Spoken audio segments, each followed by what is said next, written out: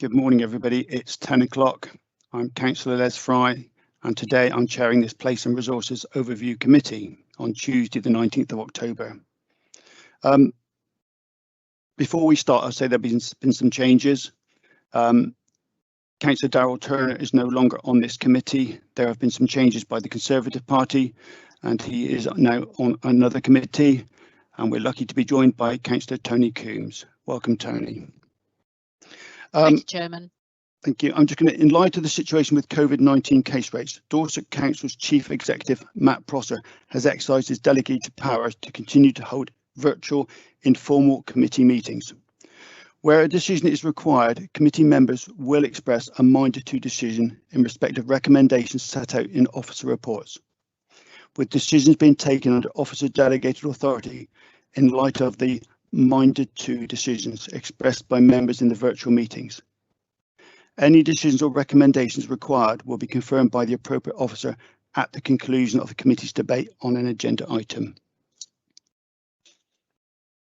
I'd just like to go through a roll call of all the officers, please, if you can just say that if you're present this morning, please. Councillor Mike Barron.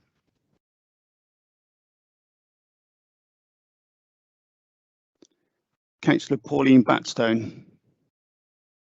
Morning, Chairman. Thank you, Pauline. Councillor Ryan Hope.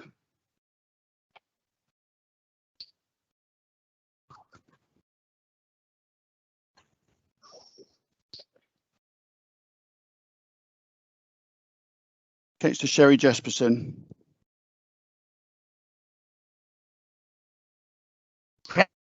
Present, Chairman. Good morning. Morning, Jerry. Thank you. Councillor Carol Jones. Present, Chairman. Thank you. Thank you. Good morning. We have apologies from Councillor Val Apothecary. Councillor Andrew Starr. All present, correct, Chairman. Thank you. Hello. Hello. Morning. Councillor Michael Barron here. Excellent. Thank you. Councillor Barron. Perfect. Right. Thank you. Councillor Roland Tarr.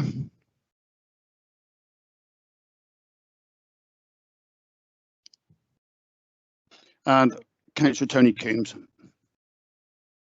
Morning, Chairman. Morning. Thank you very much. And we do have a number of officers and observer councillors present as well. Thank you. I'd now like to appoint a vice chairman for the purpose of this meeting, please. Can I have any nominations from members? Chairman, I'm happy to nominate Carol. Thank you very much. Do we have a seconder? Seconded, Chairman. Pauline Batstone. Chairman. Sorry, Councillor Jefferson, can you say again, please? I'm happy to second. Thank you. Perfect. Is everybody? I'll take no acknowledgement as that everybody's in favour of Councillor Carol Jones being the vice chair for this committee for today. Carol, are you happy to do that for me, please? Yes, certainly. Rely on Perfect. me. Thank you very much. Excellent. Thank you very much. Do we have any apologies, Lindsay, other than Councillor Val Apothecary? No, Chairman, it was just Councillor Apothecary. Thank you very much. Can I please remind members to use the RTS box if you wish to speak? If you put that in there, very kindly, Carol, and also I will keep an eye on the box and see what's happening there, and then we will pick that up in order of those who've put in the chat box, please. Do we have any declarations of interest? Members are reminded if they realise they have a declaration of interest at any time, please make us aware of that interest for the purpose of recording. Thank you very much for that. Chairman's update. Very kindly, Darryl passed me his minutes and his notes, which I'm thanking for. And I'd also like to thank Darryl for his work on this committee over the past few years. Darryl has been an asset to Dorset Council. Has done a really good job. So I would like to formally record our thanks to him for that work. Thank you. The comments I have here with reference to the 20 mile an hour paper, which we have been asked to be returned to the committee in a 6-month time rate. He has an update for that. You may or may not be aware that Mike Potter, who headed up this area of the organisation, has left Dorset Council. Mike will be a great loss for the council, and I think we'd all like to personally wish him well in his future. That area of highways is undergoing many changes, and therefore this paper will be revisited in the new year. Public participation. We have one question.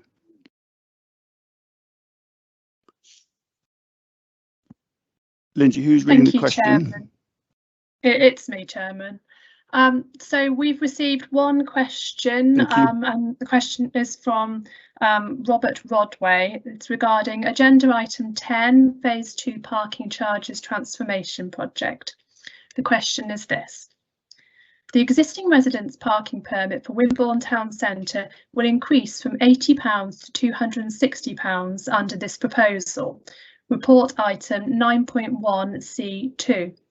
As only 17% of respondents support this increase, and the two most repeated comments were that parking charges were too high and permits should be kept affordable, may I ask the report authors to please provide the evidence to support their claim that this is what residents have asked for?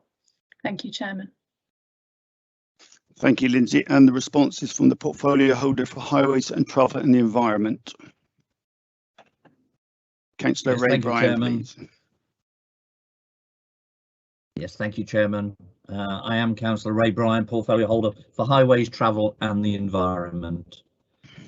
The comments referred to in the question relate to the charging strategy, which spans the entire Dorset Council area, so cannot be used to refer to Wimborne only. At the moment, our residents' car park permits across the county range in price from £95 to £430, and the terms and conditions vary greatly. This is inconsistent, unfair for residents and needs addressing. A number of options were discussed, but it was decided that the fairest option was to give all residents the same long stay permit that enables them to use Dorset Council car parks for work, medical appointments, shopping and other activities. In the long run, this would be cheaper than paying an hourly rate. We appreciate that some people will see an increase in their permit price. Conversely, others will see a decrease in their permit price. The alternative was to keep everything as it is, with some people paying over 4 times more than others, depending on where they live in Dorset. This option did not fulfil our pledge to have a fair and equitable scheme across our car parks. It should also be noted that Dorset Council has no legal responsibility for providing parking for residents who do not have parking at their property.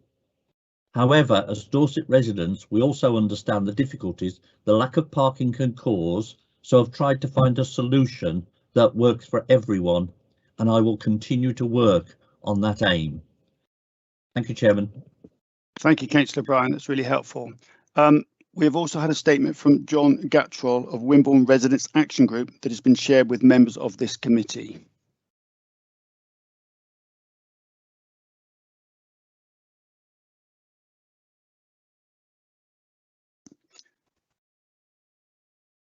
Thank you very much. We now move to agenda item 6, the taxi licensing policy. Lindsay, I take it we have no questions from members before I move on. Yes, Chairman, that's correct. We didn't have any questions from councillors. Thank you very much. We will now go on to the taxi licensing policy to be presented by John Newcombe, the Service Manager for Licensing and Community Safety Operations. Sorry, Chairman, you have a right to speak from Councillor Coombs. Thank you, Carol. Councillor Coombs. It is on this paper, so I'll wait till after the officer presentation, if that's all right. Thank you. Thank you very much. Yeah. John, are you present? I am, Councillor. Thank you. Thank you, Chair. Yes, so I'll just give a brief introduction around the taxi policy, a bit of oversight on where we are, and then I'll give a little bit of a rundown on the responses to the consultation, and happy to answer any questions. So Chair, this is the first Dorset Council wide taxi licensing policy. We've looked at all the existing policies from the predecessor councils. We've created a coherent, consistent policy which utilises best practice across the whole of the council area. We have taken that to licensing committee. There were a few tweaks. It then went out for a full 12-week consultation, which ran from the 28th of June to the 19th of September, of which there were 35 respondents, and that will be going back to licensing committee on the 17th of November with a full report of all of the responses and consideration of each of those points raised, and any suggested amendments will be discussed and reviewed by the licensing committee, and then a final policy will be drafted for publication and implementation. So it is a big piece of work. The primary aim of the taxi licensing policy is to protect the public. A key theme which runs through the whole policy is safeguarding, particularly protection of children and adults at risk. So I'm just going to give a quick rundown of what's in the policy. So it covers a fit and proper test for taxi drivers, Department for Transport vehicle standards, Department for Transport best practice guidance, national inspection standards for vehicles, Institute of Licensing suitability of applicants, and an equalities charter.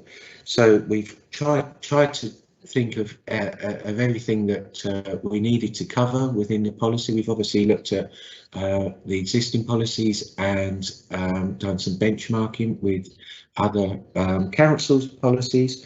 So we've included sections on accessible vehicles, information sharing, criminal conviction policy, model conditions, codes of practice, disclosure and barring service checks, knowledge and suitability tests, medical, driving standards agency tests, notifications of charges and convictions, and then there's a training suite which is currently under development, which covers a wide range of training modules, including child sexual exploitation, domestic abuse, female genital mutilation, county lines, modern slavery, discrimination and disability. So it's a comprehensive policy, a full review, a complete rewrite from scratch, which has gone out for a 12-week consultation. As I said, Chair, that 35 responses received back, 35 respondents, should I say. There are quite a few of those respondents who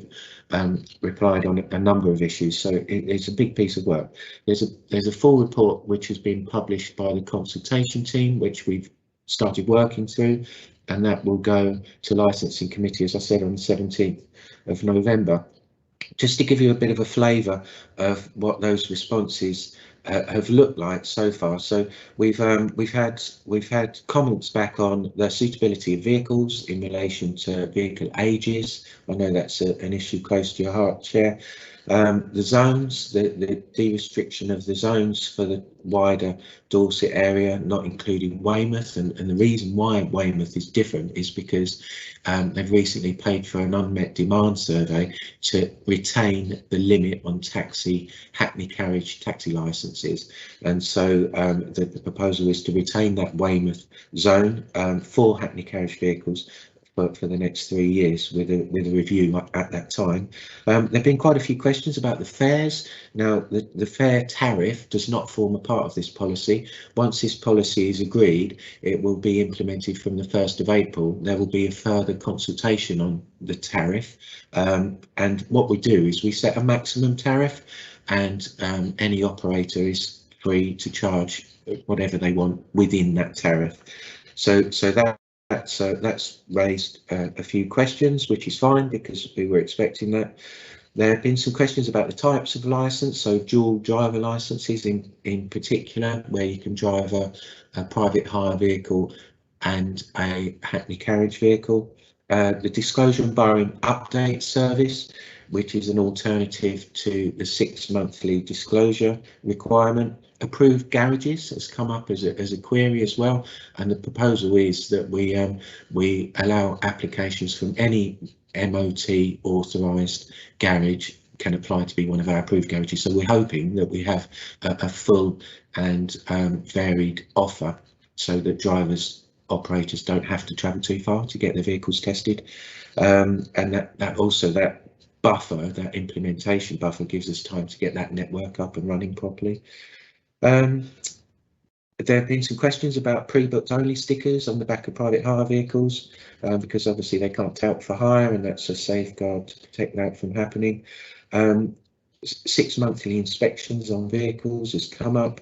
There's been some queries about dash cams and their use, and then also the frequency of medicals has come up as well. So a good consultation. I've been very pleased with how many responses we've had. We're working our way through them. A full report will go to licensing committee, and really it's just to give you an overview of the process, and to take any questions, any feedback on the policy, which I can refer to licensing committee, and just to give you some assurance that that it's a full and open process. Thank you, Chair. John, thank you very much for that very, very detailed update and information. And I know that the policy is very good. I've had a look through it, but I welcome comments on that.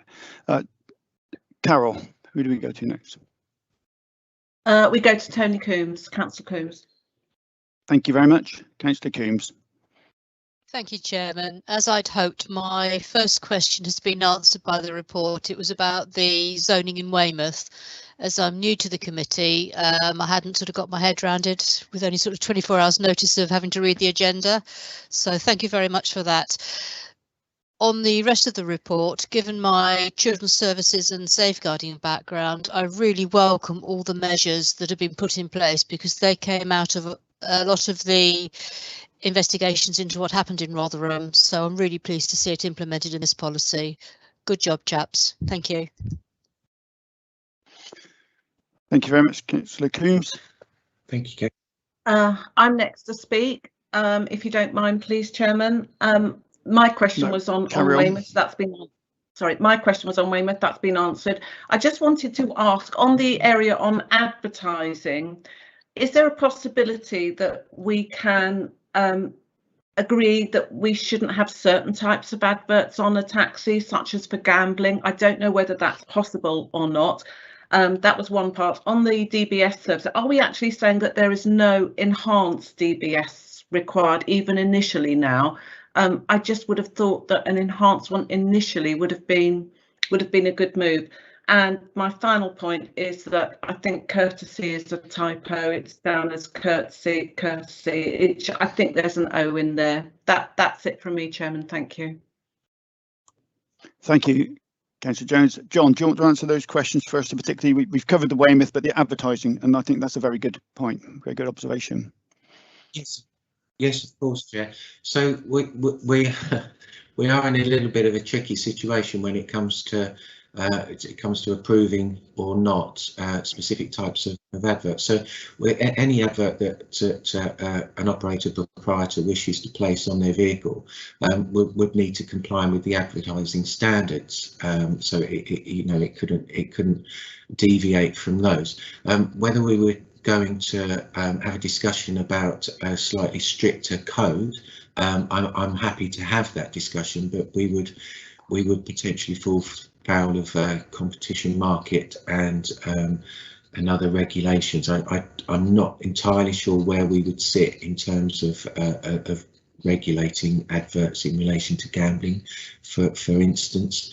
But I'm happy to look at that and have a conversation and maybe do a bit of research and see what other councils have done. But at the moment, it's quite a robust set of conditions relating to advertising, and providing they fit within those existing standards, then they would be approved. DBSs, yes. So all drivers have to do an enhanced DBS. They're dealing with vulnerable people, potentially in position of trust. So it is an enhanced disclosure and barring that they have to proceed through, and that remains throughout the course of their licence period with us. It's always at an enhanced level. Operators working within private hire reception areas and answering the phone. They only have to do a basic disclosure, but all drivers have to do an enhanced disclosure. And what happens is that you can either sign up to a six monthly regime, so every 6 months you have to redo your enhanced disclosure, or the DBS service do an auto update, and you can sign up for that auto update at an enhanced level, and then that would automatically notify us if anything came up on that report. So hopefully that answers the question, Chair. Thank you. Thank you very much, Chairman. Councillor Jones, does that answer You your have question? Yes, it does. Thank you. Councillor Andrew Starr is next. Before we move on, John, I would welcome some work around the advertising, as Councillor Jones has raised up. That is some very good points there, and I would very much welcome some work around to see what we can do to adhere to our corporate policies and restrict the adverts that we don't want on those taxis. I'm happy to take that forward for consideration at Licensing Committee, Chair. No problem at all. Perfect. Thank you very much. Thank you. Councillor Starr. Thank you, Chair.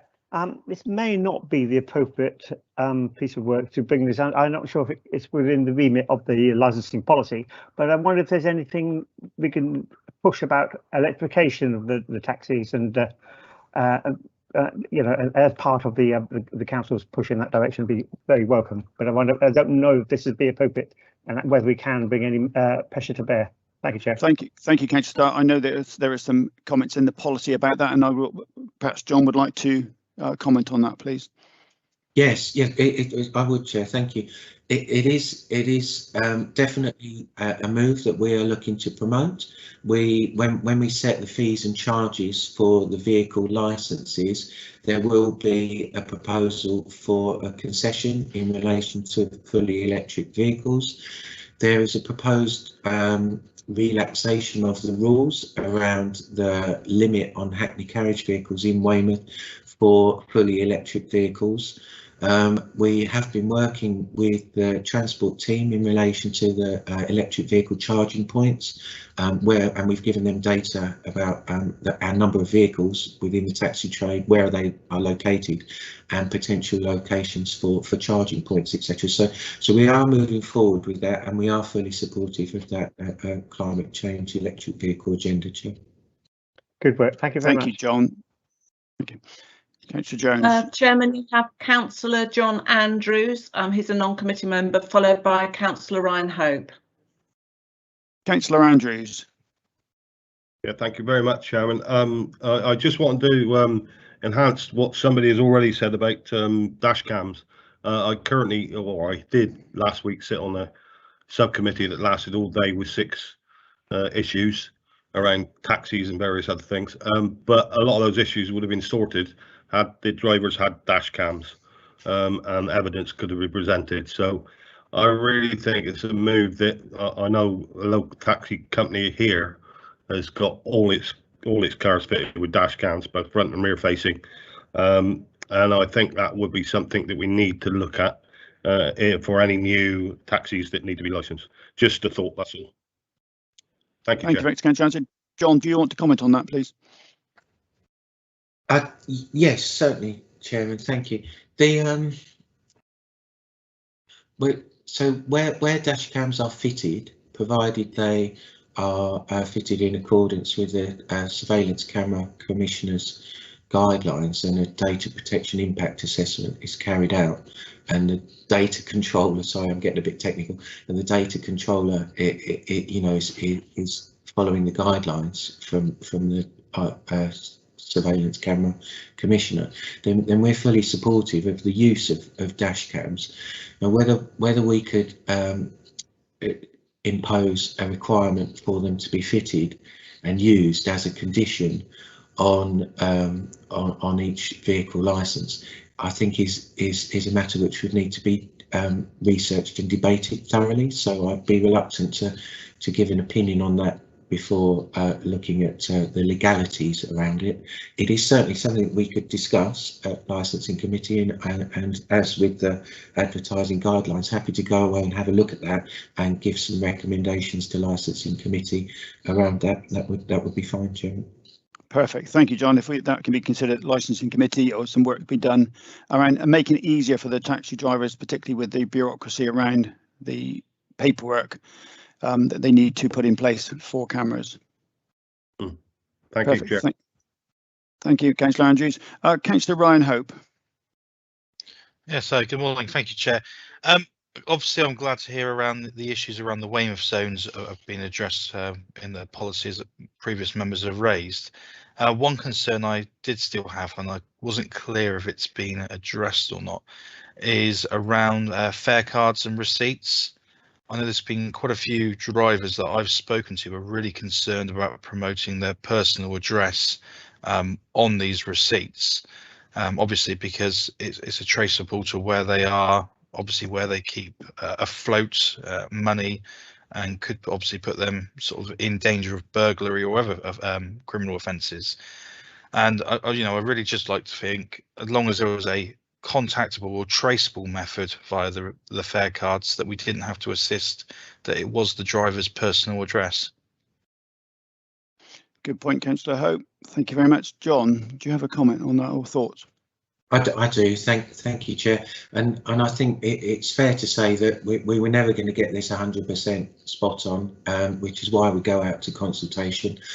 We have had some comments relating to that, and I tend to agree. I think it's potentially problematic if we start giving out data relating to drivers' home addresses. So we will be reviewing that, Chair.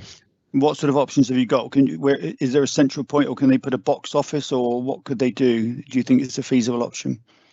I think we'll have a look at what the options are and what the mechanism can be for any disputes. I mean, obviously we deal with complaints, so if someone feels that they've been overcharged, then we can work out what a journey should have cost, and we can speak to the driver, etc. So it may be that we utilise that existing complaints process to deal with that, but I'm happy to review that draft policy section to make sure that we're not putting drivers at risk. Thank you very much. Councillor Hope, does that answer your question? And have you got any further thoughts? Yes, yeah, no, I'm glad to hear that that is being addressed and concerns are shared with officers and fellow members. Just a follow-up question, or second part to my question, if I may, Chair. And that is around lost property. Obviously, I think the policy sort of indicated that the drivers shouldn't be taking it to the police station. Now, obviously, again, if you're working from a company, you can obviously take it to that office. But I'm wondering what the thought process was about not taking it to the police station. Is this something the police have asked to be included? John, do you want to answer that, or do you want me to? It's probably better coming from you. Well, I'm happy for you to, Chair. It is standard practice that we do advise drivers not to take property to police stations anymore. But in your previous role, you may have a wider knowledge base than me, Chair. The police do not have the mechanisms or the capacity now to accommodate lost or found property. They do advise the loser to take it home, to record it. There is an online facility to recording lost or found property. That is then a searchable system for members of the public who contact the police and say they've lost something. So I guess the same would apply to taxi drivers finding stuff in their taxis. But clearly it's also worthwhile selling their reception or the control point, because that's where the first point of call is going to go for members of the public who've lost something. Does that answer your question? Yeah, I thought that would be the sort of response from the sort of police, obviously resourced to manage this sort of thing. I'm just wondering whether or not that we should also be putting some sort of reporting mechanism also from a Dorset Council point of view. If there's anything we can link in via our website then for the operators and the drivers to be able to record this also through Dorset for You. That's a good point, Councillor. I like that one. John, your thoughts? Just having a web link across from the two systems. I'd be happy to look at putting some information on the taxi licensing pages on our internet. Chair, no problem at all. And we probably, rather than duplicate an existing mechanism, we can signpost to that police system. That would be fine. I think that's more or less what we mean is signposting across between systems, so that people looking what to do with the lost or found property can just go on the link, click on it, and they're directed straight to the recording process of Dorset Police. Yeah, that would be fine, Chair. No problem at all. Thank you. There's nobody further to speak on this issue, Chairman. Thank you, Councillor Jones. Does anybody wish to make any further comments on this article, this agenda item, before we move on for the recommendation? Okay, the recommendation is to review the draft taxi policy and provide any comments to the licensing committee. And the reason for those recommendations is to ensure openness and transparency in the council's decision making, and to ensure that the persons affected by the policy are given the opportunity to have an input into it. Lindsay, do we need a proposal and seconder, or just a minded to? No, Chair, I think for this one, I've made a note of the comments that the committee have raised. Obviously, the officers have made those comments too. Those will be fed through to the licensing committee. So, John Newcombe, unless you need any I don't think you're looking for a recommendation to licensing. I think you are just looking for comments. If I could just get your clarification on that one, please. That's exactly right, Chair. That's what we need, and I've got some really good feedback which I will be working on and taking to licensing committee. So that's perfect for me, Chairman. Thank you. Thank you, John Newcombe. John Selger, are you happy with that? Yeah, indeed, just confirm that to exercise that delegated authority. So I've listened carefully to the committee's discussion this morning about the matter and noted those points. If I may, Chairman, just summarise those were around advertising and looking at the advertising standards and local code, the issue of dash cams, which you discussed, the driver home address matter, and the lost and found property issue. So as John Newcombe has said, those will be recorded and forwarded on to the licensing committee at their meeting, which is due to be held on the 17th of November. But again, just to confirm that I will take on board those actions and we'll deal with them as you've requested. Perfect. Thank you very much, John. Really good. Thank you. And John Newcombe and your team, thank you for all the work that you've done on those policies. I know how much detail it's taken the time. So well done and thank you. And thank you to everybody who has taken part in the consultation. We now move on to agenda item 7. Household Recycling Centre Access Policy. And we have Ian Manley presenting. Thank you, Chair, and good morning, members. So this is a review of an existing policy that we bring before you today, and bring this to you is consultation exercise that we've conducted, and then to seek your support for the recommendations before ultimately recommending these to Cabinet. What I would point your attention toward is the infographic listed on page 2 of the report. It gives a good visual summary of the topics that this relates to. I won't go into the full detail of all of these bits and pieces, but I will give you a bit of a summary of the recommendations and the public consultation. So we had a really positive public consultation as part of the review, received over 3,000 responses from people who use household recycling centres across Dorset, and a good representation from people who already use the vehicle permit system. So around about 13% of those respondents had used or encountered the system before, and it was really useful to get their feedback as well as the wider population's feedback on the service. So that public consultation, coupled with the review work that officers had completed, led us to the recommendations that you see before you today, and I'll just go through those. It's important to state that this policy only affects in the region of about 4,000 individuals. This is by no means for all users of the household recycling centres. It's just those that require permits for their vehicles. So recommendation 1 is for the sole vehicle permit. So the sole vehicle permit as the paper details, is where this is your only vehicle in your household, but it requires a permit, that this become limited to 12 visits per year rather than being unlimited as it currently is. The reason for this being that from our own monitoring data about the use of these permits, not many people actually use their vehicle more than 12 times a year to access the site. This is supported also by the consultation to an extent when people were asked how often they actually visit a recycling centre. The majority of people don't visit a recycling centre more than 12 times per year. And also, this is a known area for abuse or a loophole within the system, if you like, and we have taken enforcement action on individuals who have abused this type of permit in the past. So we feel that the limit to 12 is a reasonable amount for people to work with, but also reduce the ability for abuse for those seeking to abuse the system. The second recommendation is about the limited entry permit, and this was really kind of heeded by the results from the public consultation and also officer concerns in this area. Previously, this type of permit was limited to 3 visits per year and not allowed during the weekend or bank holidays.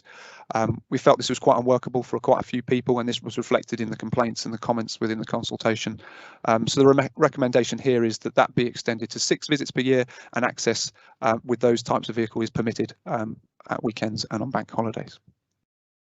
The third recommendation is about vehicle classification, vehicle type, and this really reflects kind of the evolution of vehicle types since the policy was first created back in 2009. So this is the inclusion of dual cab or double cab type pickups within the needs a permit classification, and the reasons for this are that these vehicles have large carrying capacities, and also the current policy requires a permit for single cab pickup, so there's not parity across kind of the pickup classification. So this recommendation seeks to bring parity for all pickup types. And then the final recommendation is around an annual declaration. The current permits are on an auto renewal basis for the sole vehicles, and we feel that an annual declaration and renewal process will be useful to us, not only to improve our kind of live data set of those registered on the system, but also providing us an opportunity to communicate with people on the permit scheme to provide information about the future of the service and the future of the policy. Gives us a good kind of foothold for future policy development, and it also enhances our GDPR compliance. So that's a very quick run through of the paper. I appreciate there's a lot of detail, and I'm happy to take any further questions, Chair. Thank you, Ian. Before we move on, do you want to just clarify the sole vehicle visits, the type of vehicle for those people listening into this meeting? I know there's a diagram here, but can you clarify that a bit more so that people understand a little bit more what they mean by that? Yeah, no problem. So the sole vehicle permit relates to vehicles that are only where there's only one vehicle registered to a household, and that vehicle happens to be one of the vehicles on our infographic that requires a permit, and that is typically vans, pickups. So where that's your only vehicle and you have no other means of transport, that is where the sole vehicle is applicable, and that vehicle should not be commercially registered nor sign written. Thank you very much, Ian. Okay, now,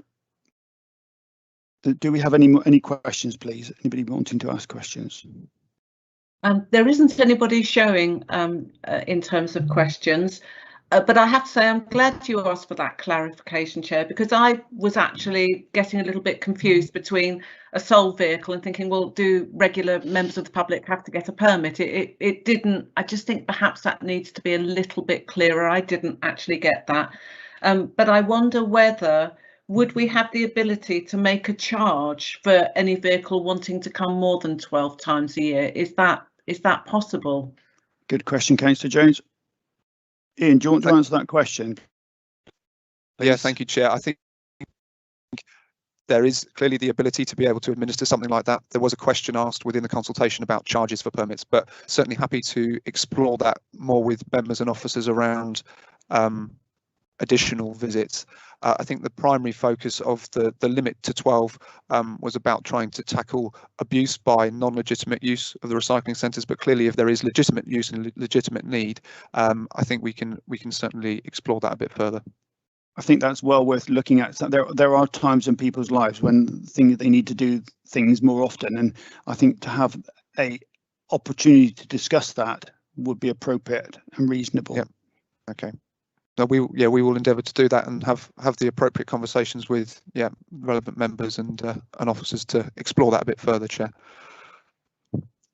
Thank you very much. Councillor Jones, who's next?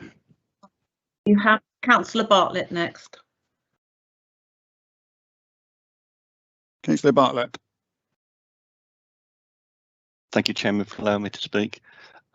I just want to ask, is there a way, I couldn't see it in the report, is there a waiver to town and parish councils in terms of the permit and the limitations on the permit and the limitations on vehicles with a partnership working with towns and parish councils? Quite often, many of our towns have their own ground staff teams that occasionally need to use these HRC sites. So could I just ask, is there a waiver? Are they not charged? Do they not have to conform to the permit scheme because they are part of a local government organisation?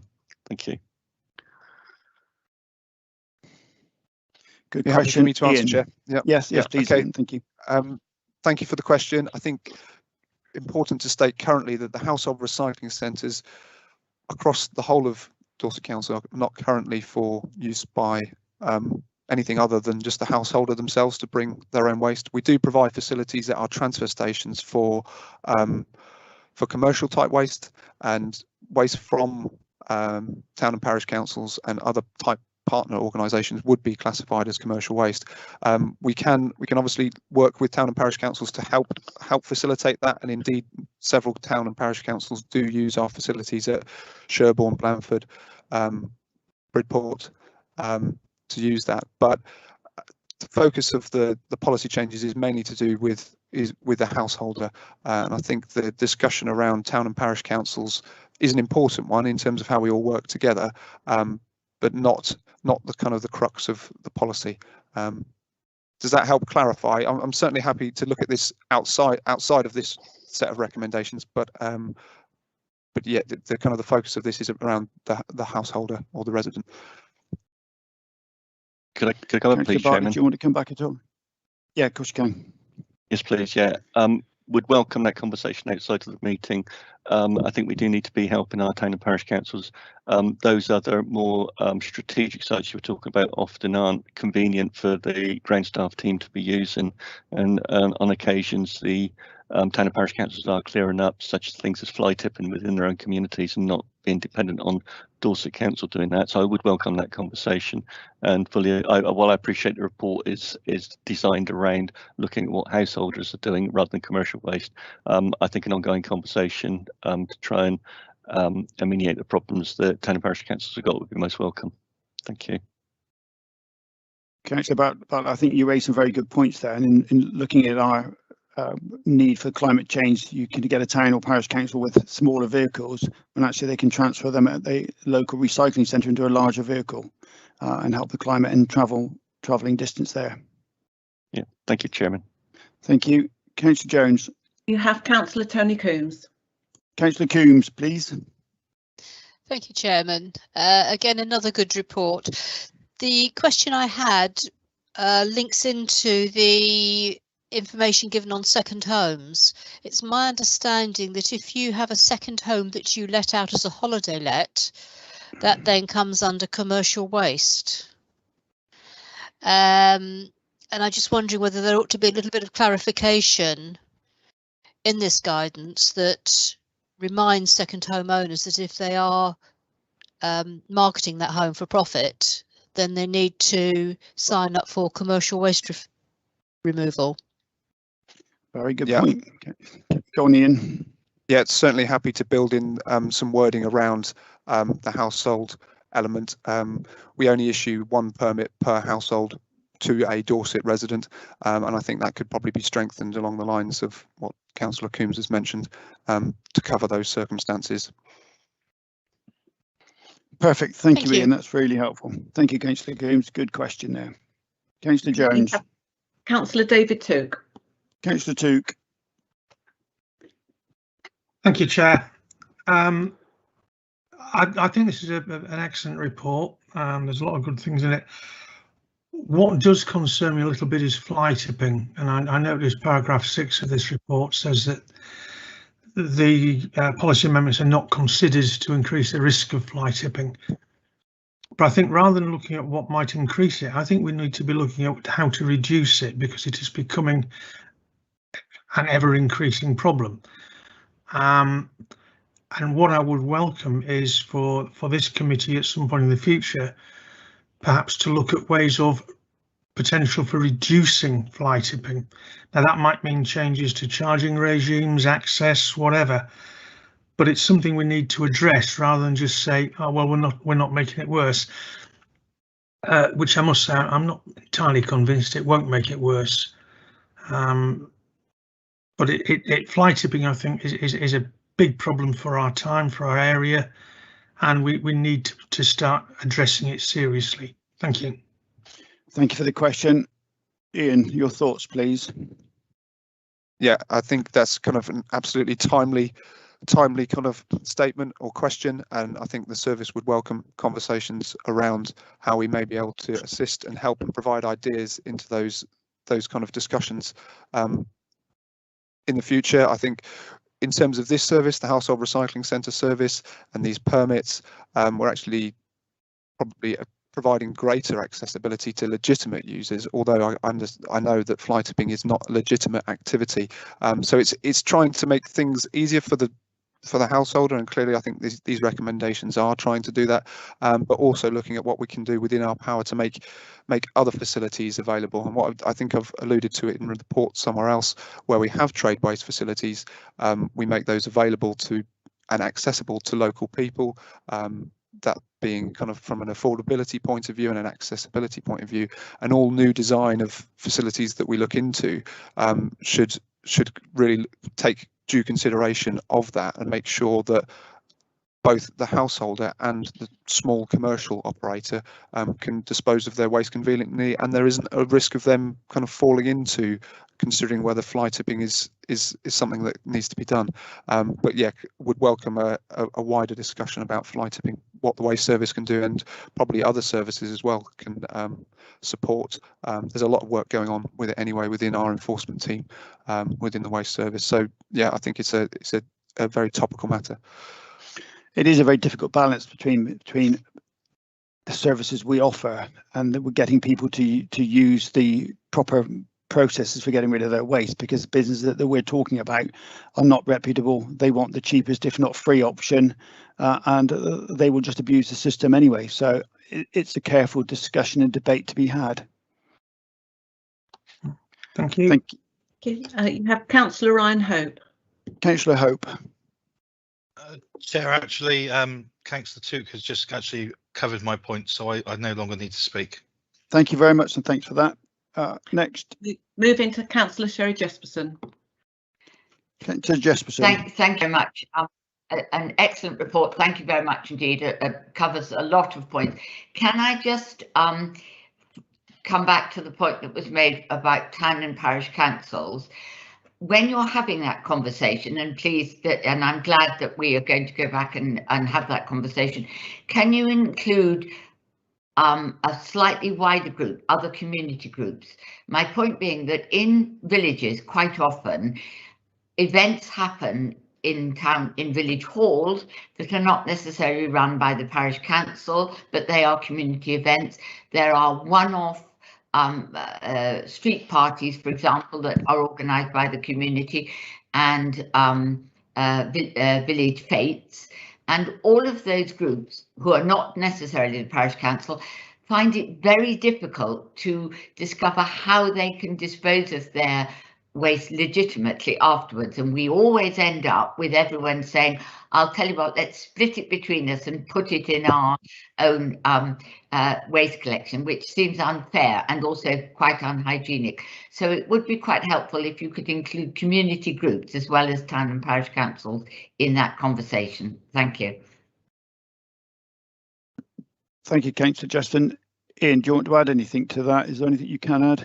Happy to do that, Chair, and also kind of broaden the kind of advice and guidance to anyone in the kind of position where they've got waste from an event that they need to get rid of. We provide a commercial waste service within the waste service. We have access to a number of outlets around Dorset also, so it's kind of how we can work with a variety of partners to provide good advice and provide outlets and opportunities for waste to be recycled, composted, reused, etc. So yeah, I'm more than happy to do that. That's helpful. My point being that mostly the community groups can't usually afford and don't have the mechanism to use the commercial waste service, because these could be one-off events or events that only happen once a year and are not for profit, and there's no money to pay for the commercial waste service. So can we just include them in that conversation? That would be helpful. Thank you. I can do. Yeah, absolutely. Yeah, I see that Karen has come up on the screen now. Karen, did you want to comment? You're muted. I'd add, it is really difficult with local community groups, town and parish councils waste, because legally it is commercial waste, and you know, the organisation, whether it's a charity or not, does have that responsibility to dispose of that commercial waste legally. As a local authority, our responsibility, using the taxpayers' money, is to collect municipal or domestic waste, and so, you know, we have to legally levy a charge to any waste that doesn't fall within that definition. So people don't always understand that, and we can help town and parish councils by, as Ian has alluded to, explaining what they can do, where the outlets are, how they can recycle, and how they can best dispose of their waste. But unfortunately, we wouldn't be able to subsidise that service. I just wanted to make that clear. Thank you, Karen. Karen, would you like to give your job title so that people listening in know who you are, please? Thank you. I'm Karen Punchard, Corporate Director for Place Services, which includes waste. Thank you, Karen. Ian, Mr. Chairman, could I come back in on that point then, as Councillor Jesperson? Could I just have in the minutes then that helpful reply from Karen that that she's not able not to charge? We're a member-led council, so could I ask at some point that we go back and look at that and see if there's some change of the regulations that we could look at, not necessarily make, but consider, that would mean that we were able not to charge or to make a nominal charge for community groups. I don't think we need just to say that the situation we have at the moment is the only situation we ever possibly could have. So it's very clear where we are now. Could we just put in the record that we might please come back and have another look at that? Thank you. Thank you, Councillor Jesperson. Ian, what I was going to ask is that perhaps you have some links either on the website to direct those people, community groups looking to dispose of rubbish and waste following a one-off event, and I can speak personally after events that I've organised, that we can signpost them to the appropriate authorities that may help. So should that question that Councillor Jesperson has asked, if somebody wants to find, they can find the answers through our website.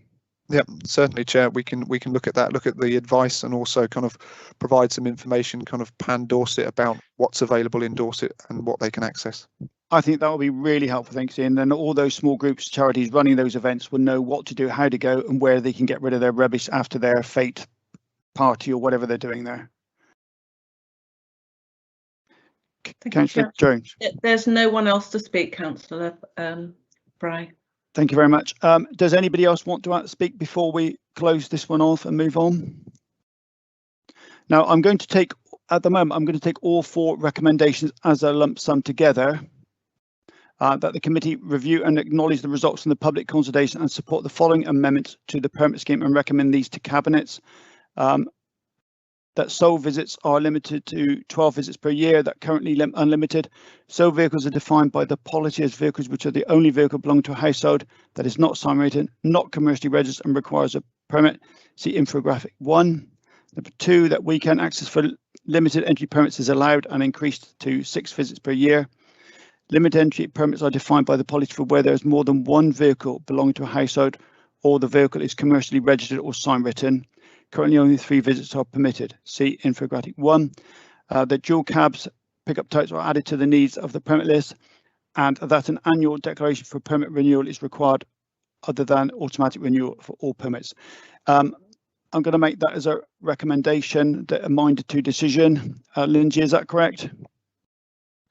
That's fine, Chairman. Did you want to seek a proposer and seconder for that? Yes, can I have a proposer, please, and a seconder if somebody would like to propose? I'm happy to propose, Chair. Thanks, Councillor Jones. A seconder, please. I'm happy to do that, Chair. Thank you very much. If anybody is not in favour, can you please speak up? Otherwise, I'll take silence as all in favour. Thank you, everybody. Mr. Sargon, are you happy with that? Thank you, Chairman. I've listened to the committee discussion on this report and noted your comments on it.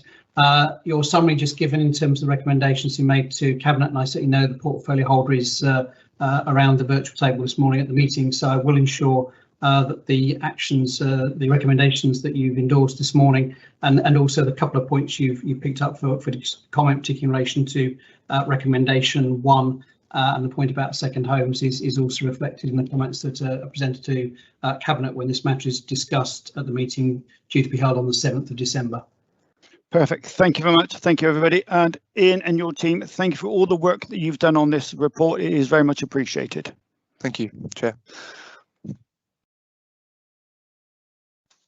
Right, we're now moving to agenda item 8. Before we start, I plan to have a 5-minute break around the 11:30 time, but subject to how we get on with this next one. We'll just have a 5-minute break at some stage as we have a lengthy day this morning. So agenda item 8, the review of the recycled Dorset policy. I'm looking for a minded to recommendation. I understand that Lisa Mounty is presenting today. Thank you, Chair. Good morning, everyone. The purpose of this report is mainly just to detail some minor changes that we would like to make to the Recycle for Dorset policy. This is the policy that underpins everything we do with regards to the Recycle for Dorset recycling and refuse collection scheme. You'll see in the summary that we're recommending just 3 changes. So if it's okay, I'll just quickly run through each of those changes so everyone's clear. The first change is regarding collection points. In the Recycle for Dorset policy, we stipulate that all containers, so wheelie bins and curbside boxes, need to be placed at the curbside on the boundary of the property adjacent to the public highway. There are, however, some cases whereby we have properties that do have, particularly in very rural areas, have quite long private driveways, private streets leading up to the property. And the policy as it stands says that if we have historically accessed those private driveways, we will endeavour to continue to do so.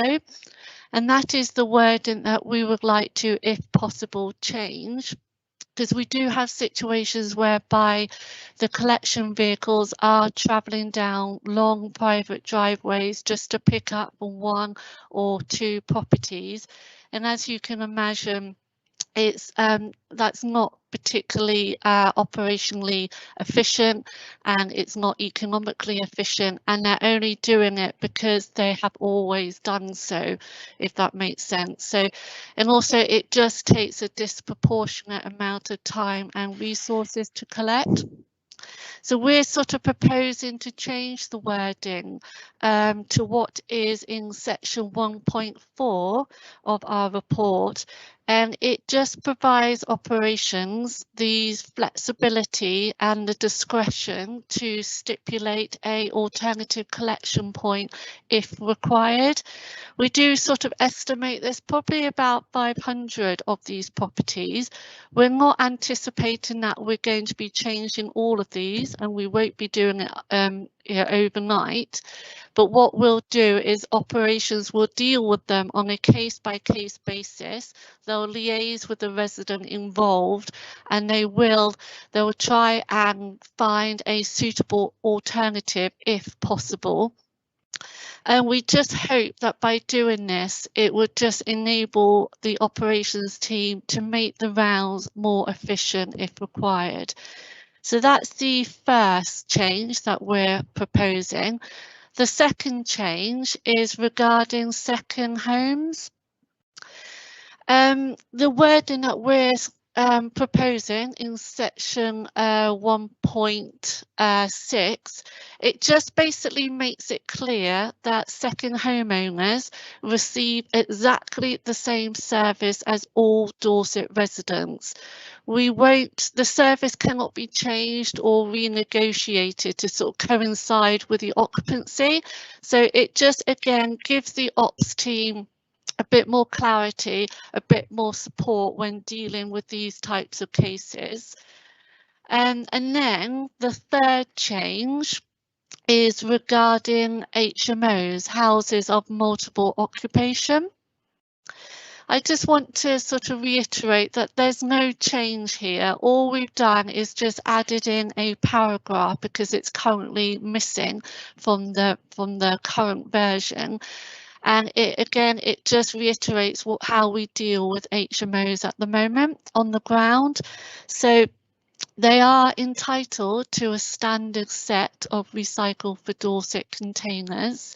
But as you can imagine, some HMOs are quite large and they do have quite a lot of residents. So the landlords do have an option to request additional capacity, and the options are all detailed in section 1.8 of the report.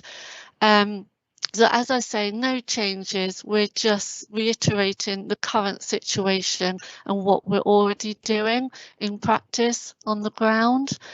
And that is basically it, really. We just want to recommend that these changes are made just to make the document a bit more effective in everyday comms, and also just to provide the operations team with the support and the clarity if they come across any complaints or questions with regards to these different changes. And also we hope that in particular with the collection points, it will enable us to make some of the rounds a bit more efficient. And I'm open to any questions, Chair. Thank you.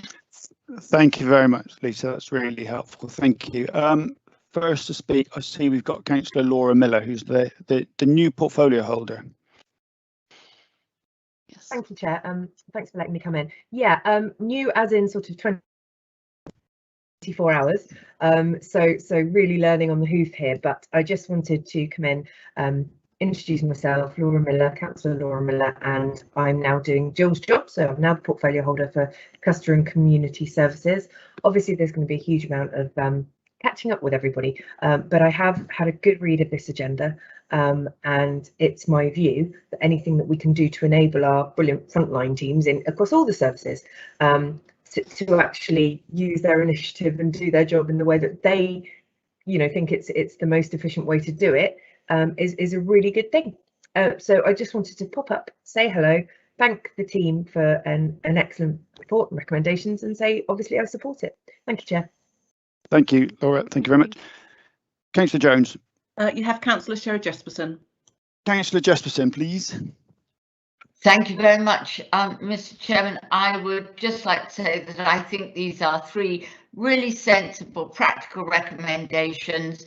I'm particularly pleased to see that any policy that says we do something because we always have done that should be flagging up, ringing alarm bells with any forward-looking organisation. So I'm glad we spotted that. I would like to recommend that we support these three very sensible recommendations, and that if you need a proposer, that's what I'm doing, proposing that we support this recommendation. Thank you. Thank you very much. You have Councillor Ray Bryan next. Councillor Bryan. Thank you, Chairman. I'm speaking as the ward member for St Leonard's and St Ives, where we have a fairly, if there's 500 people going to be affected by this, I think I've got 499 of them in my ward. I'm not going to be saying anything against this recommendation. I think it's an extremely good one, although I might have to explain to my residents why I've said that.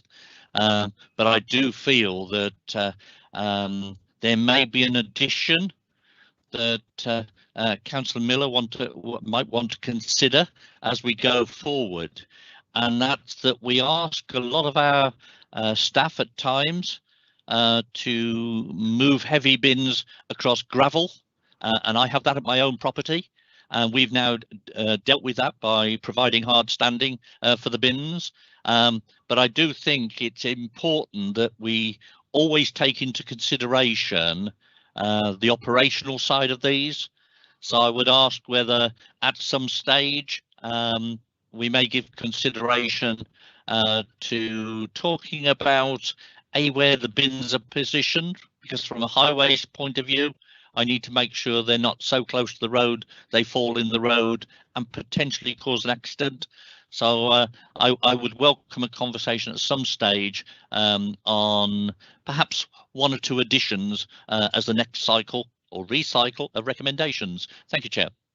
Thank you, Councillor Bryan. Lisa, do you want to come back on that at all? Yes, just to reiterate our point now, we will be dealing with these on a case-by-case basis. So we are aware that some residents may find it difficult to move wheelie bins or carrying boxes. So when they do these properties, they will liaise with the resident, and if they have to make reasonable adjustments, that will be discussed. So they will look at alternative collection points, alternative services, or different containers that would just make it a little bit easier for everyone involved. And also just to say that when they review these cases, the ops will do a health and safety risk assessment as well. So hopefully the points that have been raised will be sort of reviewed at that time. Thank you very much, Lisa. Are we able to include a message to the residents that might be affected by this, that they should communicate and whoever they can speak to about their issues? Should we call it that way? Yes, definitely. Yes, we will be contacting them on a case-by-case basis. Yes, we won't be doing this without liaising with the residents involved. Perfect. Thank you very much, Lisa. Thank you very much. Councillor Jones. Councillor Tony Coombs. Councillor Coombs, please. Thank you, Chairman. I just wanted to pick up on what Councillor Ray Bryan was saying about access to bins for collection. I'm going to put on my planning chairman hat at them quickly. When I chaired the East Dorset Planning Committee, one of the things that we started to insist as a planning committee was that all new developments made appropriate provision for the recycling scheme, so that there was enough space for the collection of bins, because the number of times you see small properties that have no space to put their collection bins, and it was just something really I wanted to highlight here, so that across Dorset we implement a similar policy when planners are in discussion with applicants on major schemes. Lisa, is that something you'd like to comment on?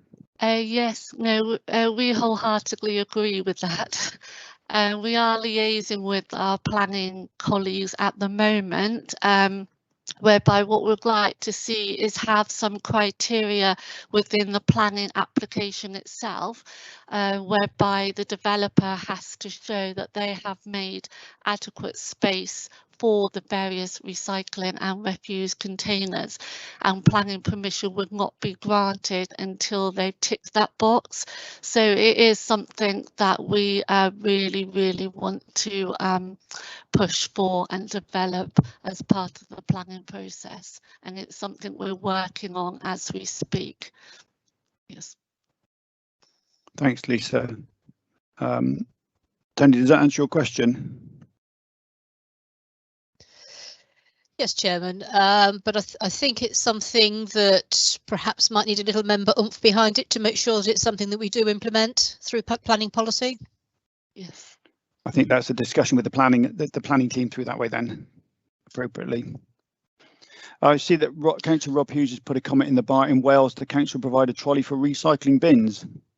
I don't know whether that's a feasible option worthy of consideration, a certain team. It would be something that we would have to look at, but yes, I was very interested by that comment. So yes, it might be easier and cheaper than people having to put resurface driveways or roads down. Yeah.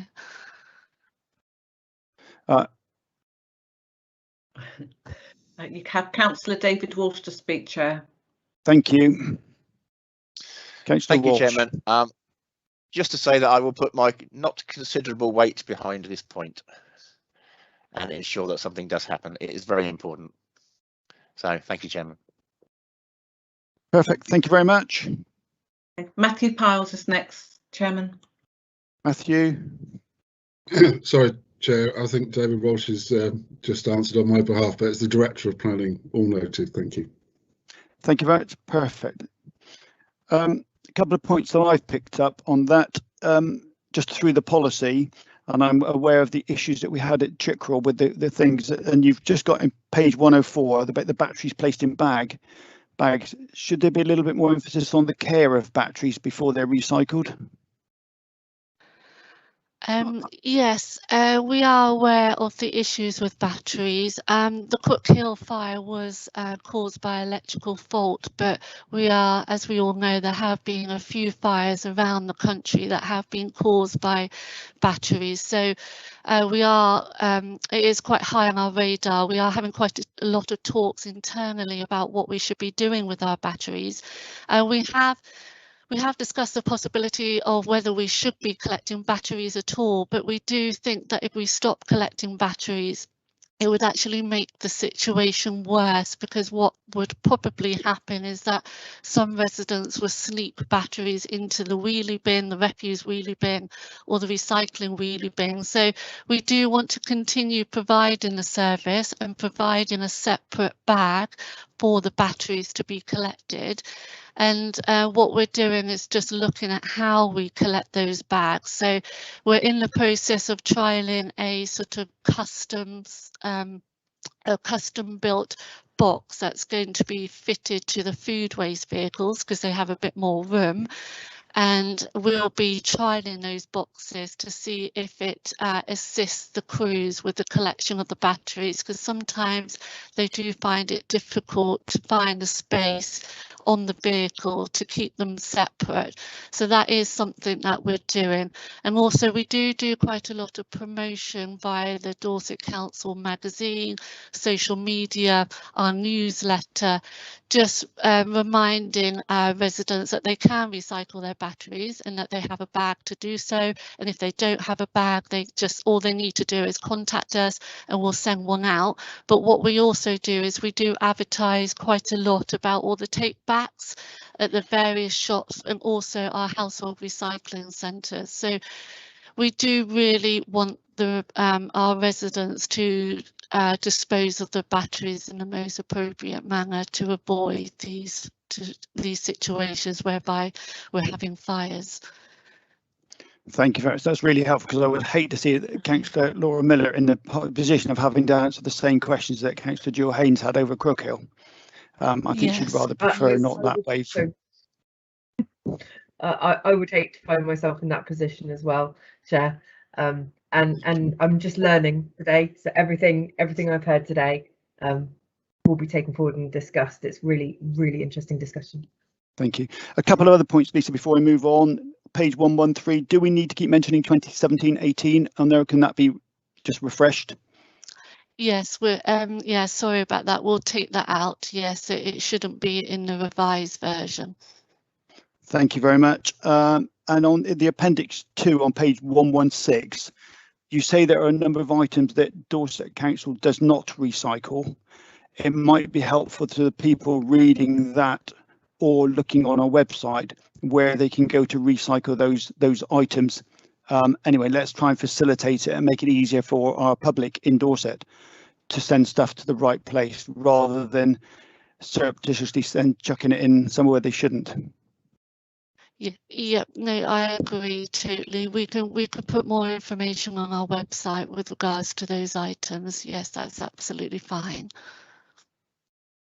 Thank you very much. Right, we have so Councillor Molly Rennie has asked, why do we need a specific bag for batteries? It's to enable the collection our end. So basically the crews pick up the bags for batteries and they empty that into a separate container within the vehicle. If it was mixed in with the rest of the materials, it just wouldn't be possible for the crews to keep that material separate. Does that answer the question? Les, perhaps what I could say is, why do we need to spend money on specific battery bags when people could put them in their own separate plastic bag, like, and then put it on top of their bottle box like everybody else, instead of us buying and delivering battery bags when we've filled them up? Thank you, Councillor Rennie. My own views on that batteries lumped together in a bag might actually be an inherent risk themselves with touching various terminals. That's something that perhaps Lisa or the others can answer, but I'm aware that just put together they might be a fire risk on their own. Yes, we have talked about this and we have considered it.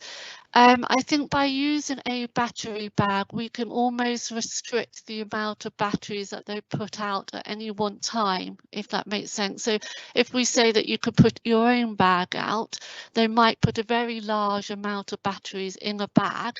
And like you say, Chairman, that could cause a potential health and safety risk if you have loads of batteries together in one bag. Thank you very much. It is a really interesting point, and it is something we can look at again and see what other councils do, because it is an expense. Thank you very much. Does anybody else wish to speak on this matter at this moment? Thank you very much. We have one. David Took, Councillor David Took. David. Thanks. Yeah, just on that last point, they are in a bag anyway, possibly a smaller bag. But did I hear you right when you said that what the operators do is they then tip the contents of that bag into a separate container?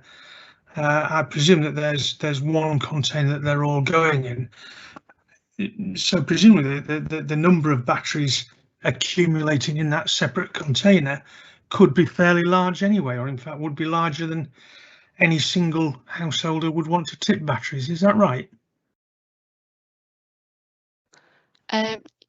Yes, it's not a massive box. It's just a little box on the side of the vehicle, so it wouldn't accumulate a huge quantity of batteries. But I don't know. I know we have Ian Manley on the call who has requested a right to speak, so he may be able to add more to that, because obviously he deals with the batteries the other end.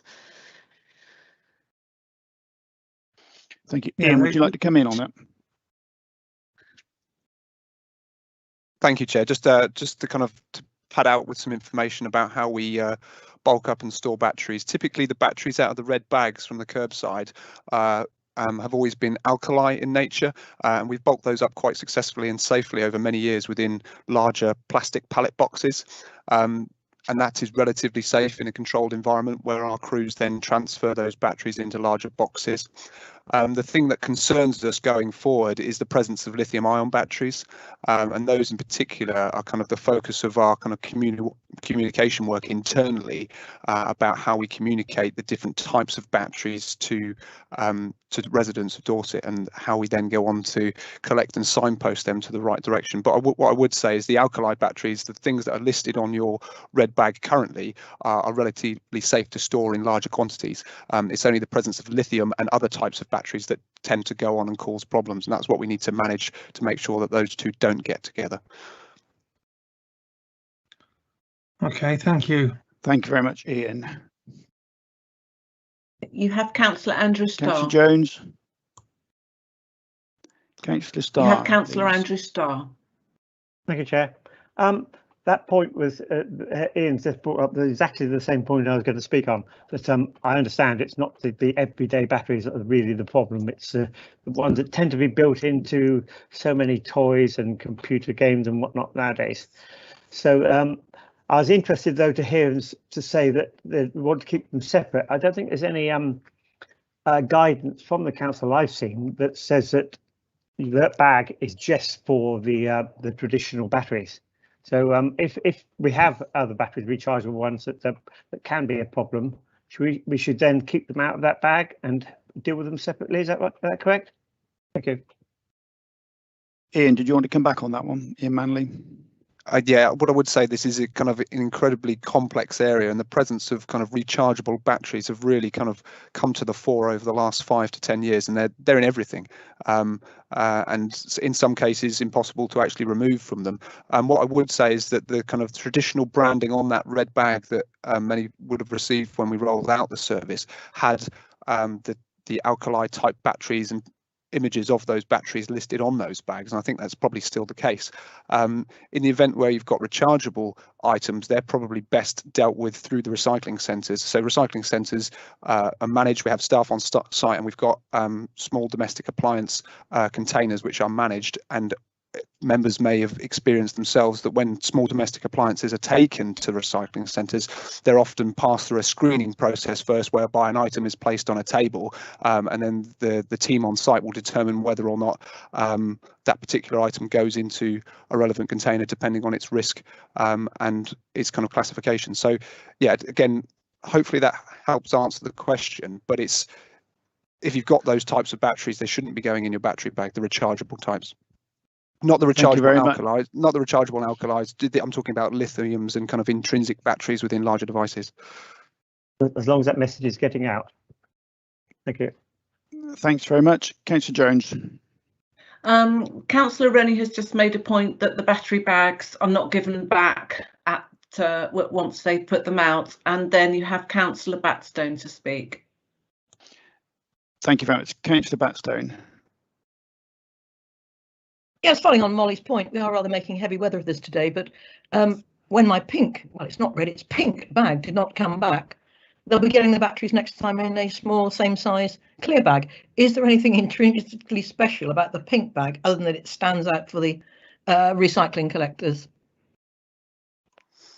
No, there's nothing special about the pink bag. If people do lose their bag or if they're not returned, we do encourage them to contact us and we can send a replacement bag out to them. Brilliant. Thank you very much. All right, I think we've discussed it. The battery is now flat, so to speak. We will go on. We have a proposal from Councillor Sherry Jesperson on this. Do we have a seconder on this one, please? I'm happy to second, Chair. Thank you very much. I'm going Sorry, to take... Chairman, it's Lindsay. Sorry, can I just clarify who seconded that motion, please? Councillor Jones, Carol Jones. Thank you. I'm going to take silence in a minute as all in support. Obviously, we're on virtual, so it's not so easily. And the recommendation is the council support the changes made to the revised version of the Recycle for Dorset policy, see Appendix 2. The council's support and/or comments are taken into consideration by the portfolio holder in their decision to approve the revised version of the policy. Is everybody happy with that? And I'll take silence as acceptance of that. Thank you very much. Right, I'm going to suggest now we take a 5-minute break. In my watch, it's 11. Chairman, just one moment. It's Lindsay. Yep. Can we just go to the Executive Director of Place, please, just to confirm the minded to. Thank you. Yep. Please.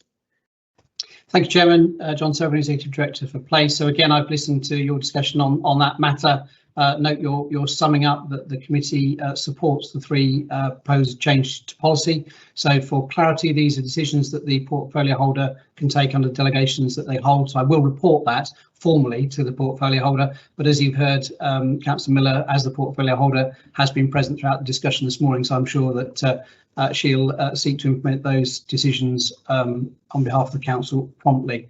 Again, Chairman, just as an aside, I note the wider conversation you've had about batteries, and again, I think that's just been helpful. Again, I'll pick that up with Councillor Miller as the portfolio holder and with Karen Punchard as the corporate director, so that thinking can perhaps be progressed in the appropriate place to look at the council's process and procedures going forward. Because I say some valuable points have been raised, but thank you, Chairman, thank you, committee. Thank you, everyone, and thank you to the team who prepared this report and put the work forward for it. It's very much appreciated. Laura, did you want to say anything else before we move on? You're happy with that? No, I was just popping up to nod vigorously, Chair. Thank you very much. Okay, it's 11:24. We'll take a 5-minute break and we'll come back at 11. Well, mine says 11:25, so 11:30. A 5-minute break to 11:30. We'll be back online prompt. Thank you, everybody.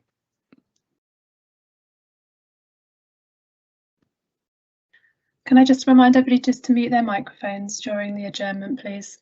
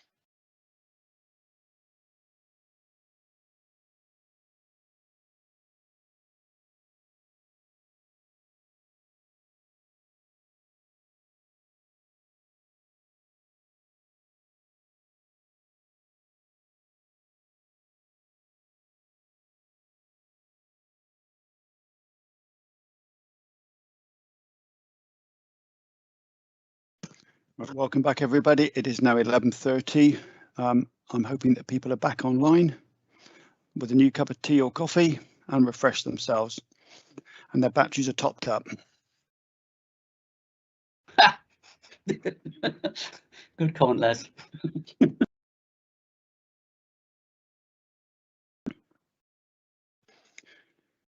Lindsay, you back with us? Yes, Chairman, I'm here.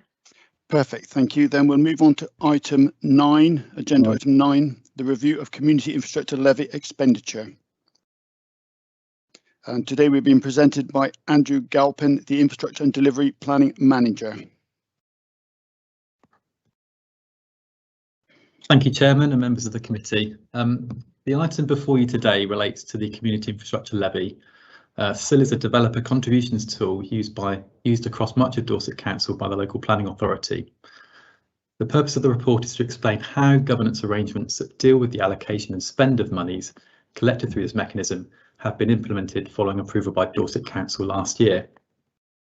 I recognise that this is the first time that an item on SIL has come before this particular committee. You may be more familiar with the term planning obligations or Section 106 agreements. SIL differs to planning obligations secured by way of legal agreement, insofar as the principle is to support the cumulative impact of development rather than any site-specific need. There is still a role to play for planning obligations secured through the legal agreements, but such use is now restricted to delivery of affordable housing or prerequisites and in the delivery of major allocated sites. Charging schedules operate in all predecessor council areas except for the former North Dorset area. SIL rates and chargeable uses vary across Dorset Council, and further information about the rates can be found on the Dorset Council website. Since implementation, the charging schedules have collected money to deliver infrastructure necessary to support development. Following LGR, consistent arrangements to spend SIL were developed and implemented during 2020. These arrangements took into account reforms to SIL at a national level, which included the removal of regulations requiring councils to set out in advance what their priorities are for spending SIL money. Until that point, councils published lists setting out their priorities for spending SIL. Priorities included flood defences, education, transport and protected habitat mitigation. The governance arrangements deal with the legacy infrastructure categories and provide a platform for identifying new infrastructure challenges and priorities going forward. Regulations underpinning SIL require income to be split 3 ways. A proportion to be retained by the collecting authority, which is Dorset Council, a proportion to be transferred to the town or parish where development takes place, and a proportion to recover the cost of implementing and administering the levy, which is up to 5%. The proportion retained by the collecting authority sits at the heart of the governance arrangements. The arrangements ensure that those existing published infrastructure priorities would be honoured up until the point at which the government regulations changed, to ensure that the infrastructure identified by those legacy councils can be facilitated as far as practicable. The charging area boundaries would limit the spend of SIL money in each area. The report before you looks back at the effectiveness of the first round of SIL spend, which reported to Cabinet in January, and identifies some recommended improvements. As a reminder, Cabinet approved approximately £3 million of SIL funding to support 37 projects across the administrative area. Details are contained in Appendix 1. Within the covering report of the findings of Place and Resources Scrutiny Committee, who met in July and undertook a post-decision scrutiny of the governance arrangements. Their minded to and recommendations are embedded throughout the report before you. Scrutiny has identified the need for town and parish councils to have improved awareness of SIL and developer contributions through regular performance monitoring and greater upfront engagement in identification of infrastructure projects ahead of future spending rounds.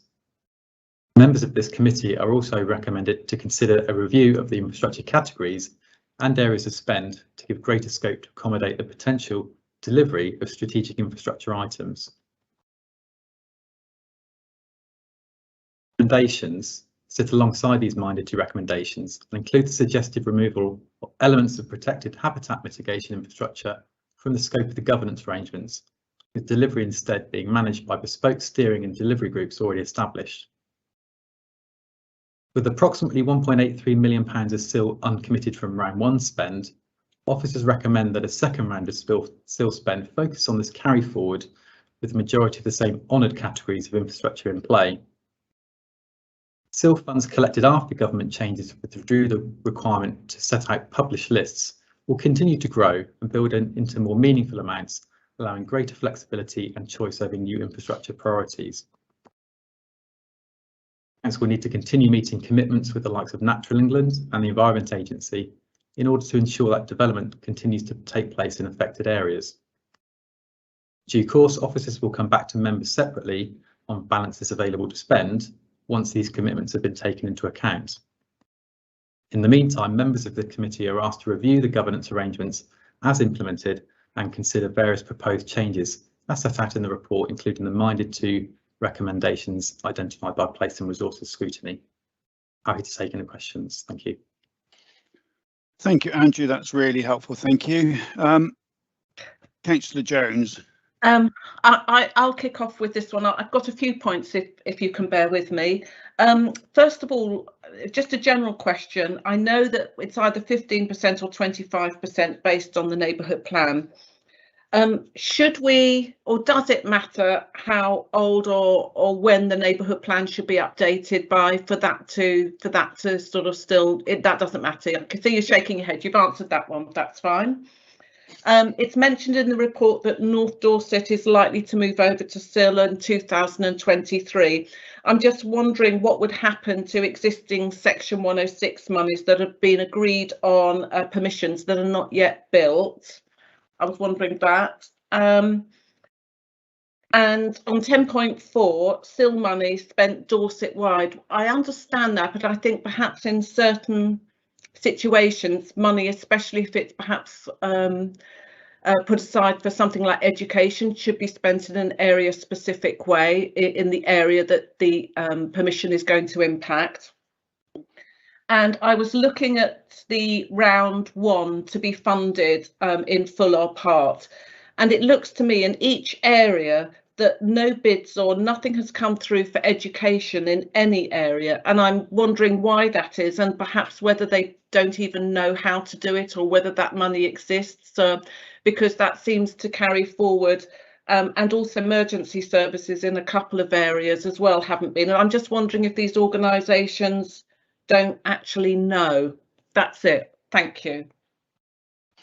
Andrew, do you want to respond to those questions, please? And it's very good questions there, Carol. Thank you. Yeah, sure. Thank you for that. If I turn to North Dorset first, yes, the arrangement there is that we use Section 106 agreements instead of SIL to secure infrastructure to support development. At the point at which we replace that arrangement with SIL, the 106s aren't simply going to go away. They will be enforced. We will follow that up, and the monies and obligations that we receive as part of those agreements will feed into support development in that area.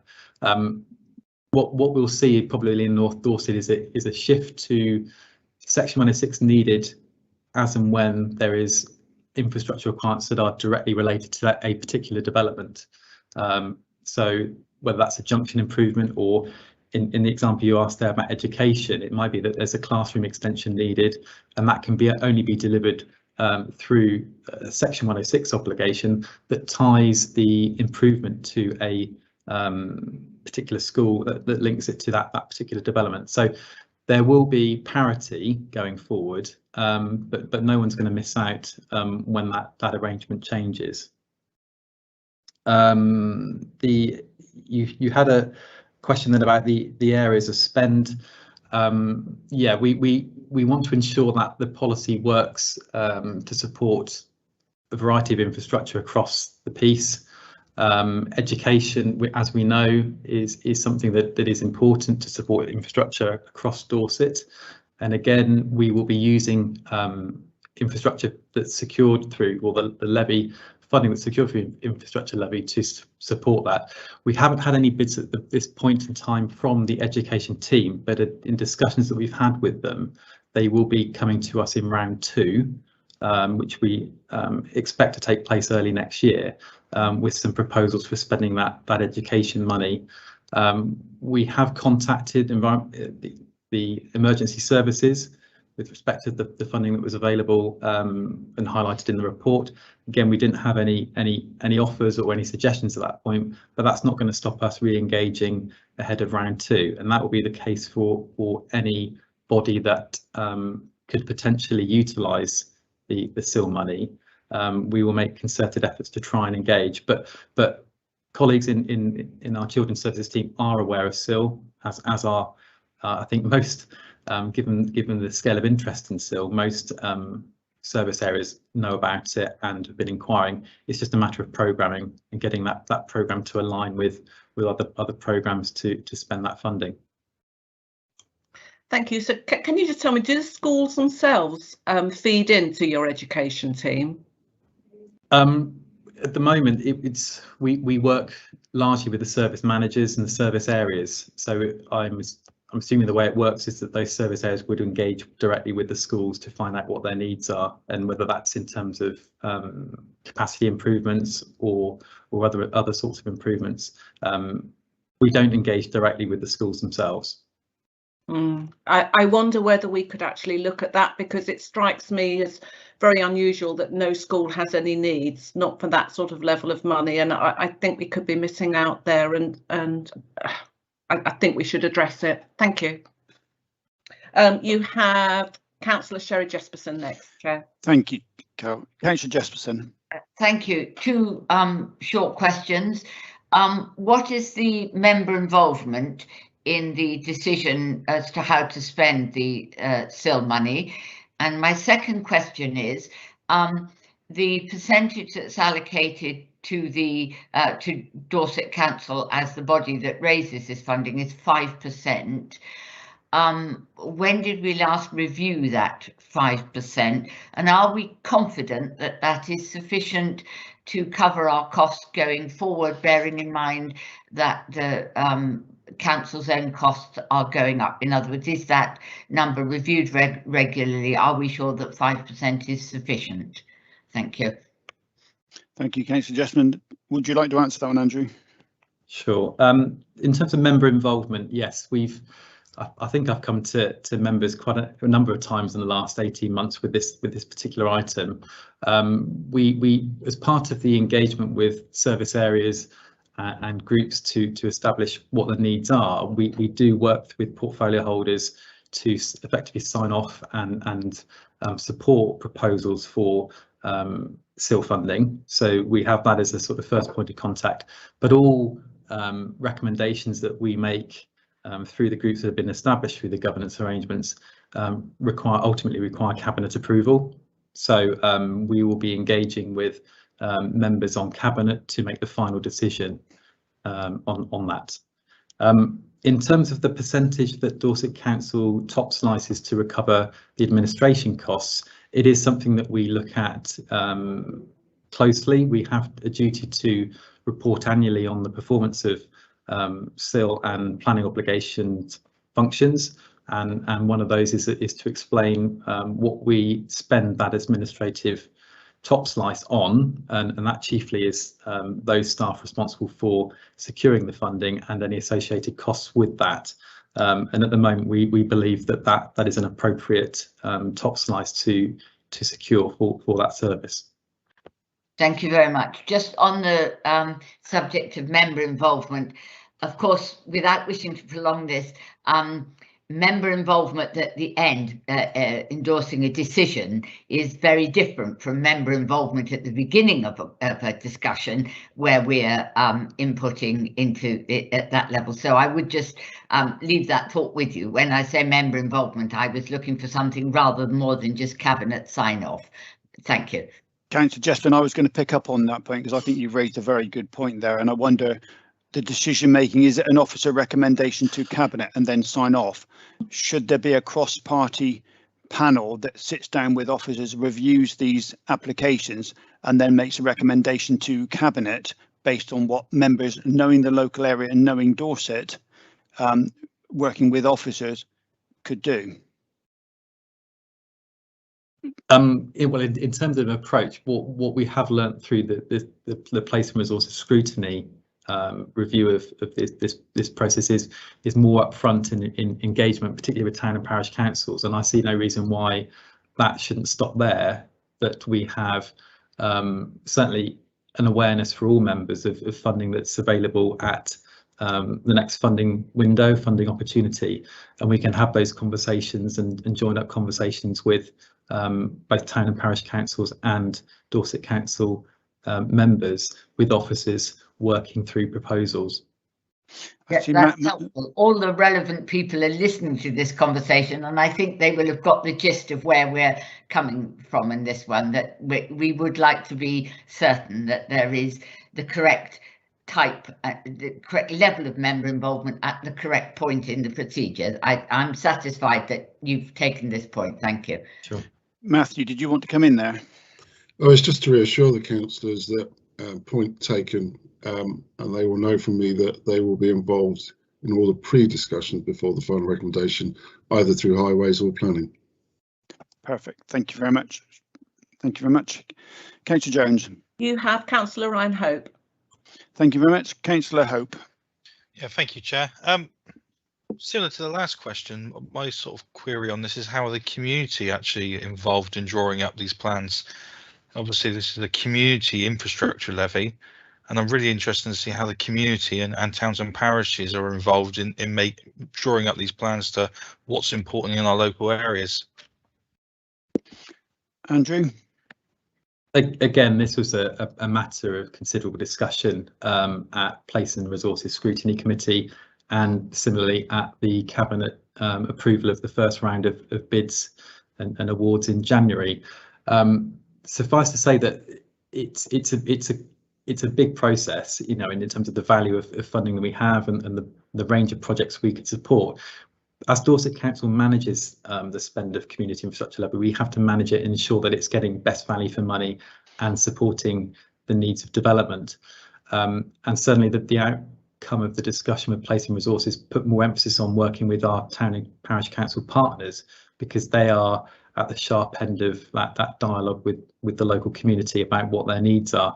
We have to strike a balance between needs that are meeting evidence needs, so based on clear needs as a result of development, but also understanding sort of aspirations and drives as well. So I think, to try and answer your questions, it has the potential to work directly with the community, but what we are going to hopefully facilitate through round 2 is more focused engagement with town and parish councils, who can similarly approach community groups and bodies on potential ideas and projects. Thank you very much, Andrew. Chair, can I just come back on that, if I may? Yep. Yeah, no, I'm pleased to hear that we are working more then towards the town and parishes, because you know, a lot of us are very vocal on the fact that we need to build our relationships with them, and they are really in touch with the communities, more so with Dorset being so big. Officers and councillors alike sometimes don't know what is required in those communities, the other side of Dorset to where they are. So, you know, I will be following the second round through with a close eye then, to make sure that we are working closer with these partners, and they are partners, to ensure that we do start making sure community infrastructure levy is spent in the communities and for the community. Thank you very much, Councillor Hope. Thank you. Councillor Jones. You don't have anyone else to speak, Chair. Thank you. Does anybody want to make a comment or speak before we move on? Right, the recommendation is that members of the committee review the implemented seal governance arrangement as explained in this report, and recommend to Cabinet for approval the proposed changes to the governance arrangement as set out in this report, including the mandatory recommendations from Place and Resources Scrutiny Committee 13th of July 21. Lindsay, have we covered all those points in there now? Yes, Chairman, there's obviously some comments which will be included in the minutes, and also they have been available to officers and portfolio here today. In terms of recommending to Cabinet, you will wish to seek a proposer and seconder for that aspect. Thank you very much, Lindsay. Can I have a proposer, please? I'm happy to propose, Chair. Councillor Jones proposing, seconder. Councillor Starr, Chair. Councillor Starr is seconding, and I'm going to take complete silence as everybody's in favour. Thank you very much. I'll hand over now to John Salgren. Thank you, Chairman. Just to complete the formalities to confirm that I've listened to the committee's discussion and noted your summary to recommend the proposals before you this morning to Cabinet for consideration at their meeting due to be held on the 8th of November. I will ensure that the portfolio holder, of course, who is actually present at this meeting this morning, is advised of that, and this report will go through to Cabinet on the 8th of November. Thank you, Chairman. Thanks very much, John. Okay, we move on.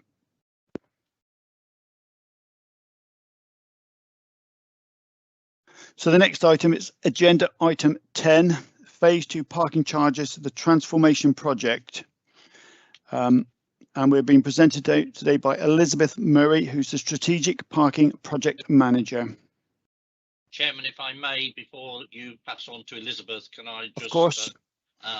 Ask a question first of probably Lindsay or yourself? We have a PowerPoint presentation which forms part of Elizabeth's presentation. Obviously, Elizabeth will need to take control of the screen. Can Lindsay just confirm that that will be okay and won't affect the rest of this meeting? Chairman, we are having a few issues, but I think if the producers are happy, I'm just asking Kerry now.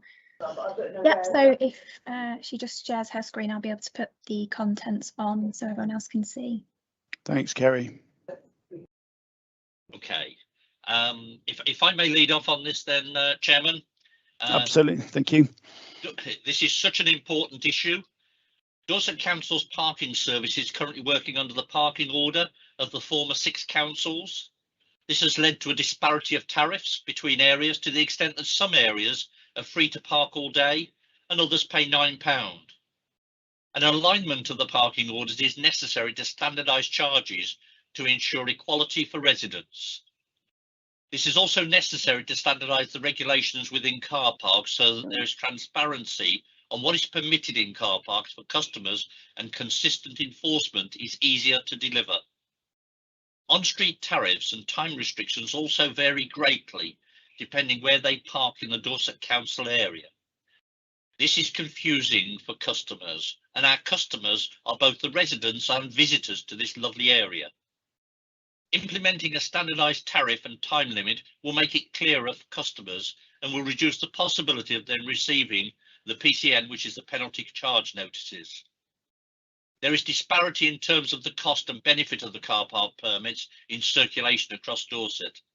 A public survey undertaken as part of this project has shown that car park permits are required, but the number of different permits, currently over 70, is not necessary, as the majority of residents would like the same type of permit, either a short stay or a long stay for the purposes of work or leisure. Chairman, before I pass over to Elizabeth, I would like to give you a little bit of background from my seat. During the last 10 years, we've seen a dramatic fall in the amount of money that highways have been awarded out of the local taxpayers' contributions, i.e. council tax. We have ageing roads and a vastly reduced public transport availability. During the last few years, we in highways, either under myself as portfolio holder or Councillor Darrell Turner as portfolio holder under the old Dorset County Council, have had to make changes that at times have been very difficult to swallow. Despite new ways of working, investment in plant and reduction in staff numbers, we still have more to do. It is my aim by the end of the life of this council, highways will be free from financial cuts and we will in many ways be self-financing. That is my aim. To achieve this, I'm looking to those that use the roads and car parks to pay a fair price. I'm focusing all my attention not on local residents, which is why we plan to introduce a 2-tier permit system, but on those that come into the area from outside the county and use our car parks and roads that the local taxpayer funds. Today, the paper is about phase 2 of the review process. We are already working on phase 3, which will include stopping any potential for abuse of the very important blue badge parking permit and ensuring that residents, where possible, can park on the road close to their homes rather than visitors taking up those spaces. Phase 2 is all about making sure we have a fair to all charge for use of our car parks. Those visiting from outside who use the car parks closest to the beaches will pay a substantially higher price, if approved, than those that come and help the local businesses by working or shopping. This exercise has been worked on for the better part of this year, and we have met with stakeholders from across the area to hear their views. In total, we have held close on 20 meetings with various groups. At this point, I'd like to place on record my thanks to Councillor Cherry Brooks, who was my lead member on this, who has moved to a pastures new. She chaired the vast majority of these meetings with the officers, and at times has been challenged on the direction that we took. A special mention of thanks, while I have the opportunity, goes to Elizabeth, who joins us to deal with this review and must wonder what she has got into, as we met and modified our plans after consulting with stakeholders on a regular basis. In total, we've had close on 50 meetings with stakeholders and our own group to ensure this paper is the right one going forward into what is a fast-changing world with new demands such as EV charging and climate change requirements. I'm now going to ask Elizabeth to take over from me and give you a short presentation on the way we actually worked on this. Over to you, Elizabeth. Thank you very much, Councillor Ray Bryan. Hello, everyone. Thank you for your time today. I'm hoping that you can see the presentation without problem. So in this presentation, I'd just like to give you a highlight of what's in the committee report. So I'll focus on parking services legal requirements for making changes, and then go into detail about what those changes are. So as per our legal duty, Dorset Council has consulted with the Chief Officer of Police for the area. Also, as the former Council's parking policies, consultation has taken place with Chambers of Commerce, business improvement districts and town councils.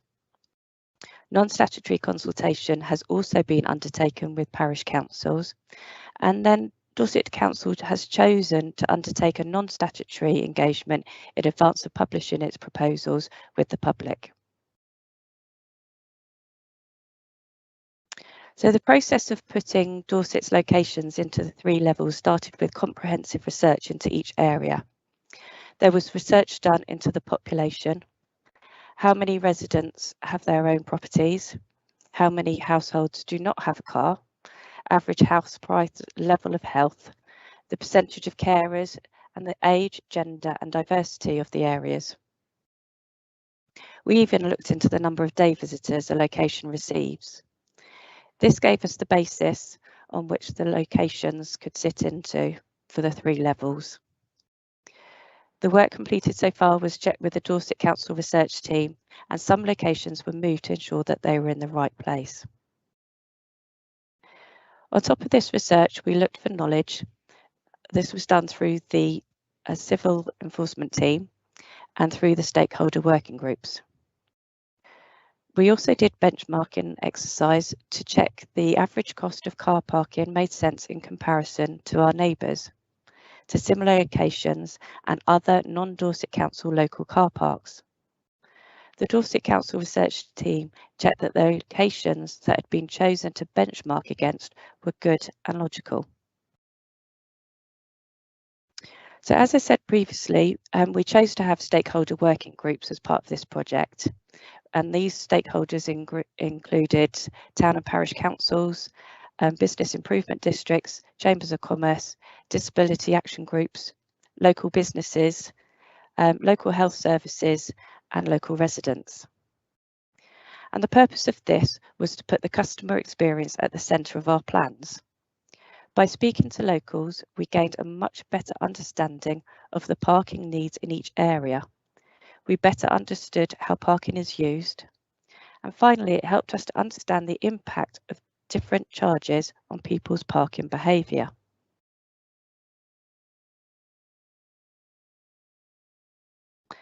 So as per the committee report, please see the table showing the locations of Dorset Council car parks and the proposed charging level that they will be in.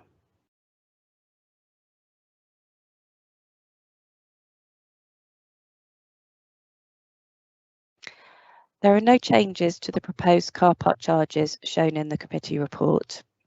This slide is displaying level 1 charges. Please note that high season charges apply to Charmouth and West Bexington only.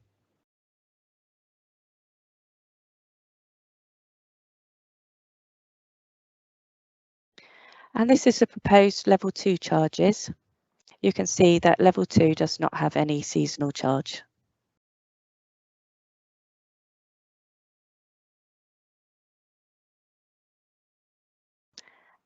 And finally, this is the level 3 charges. As you can see on the slide, that high season charges are April the 1st to October the 31st.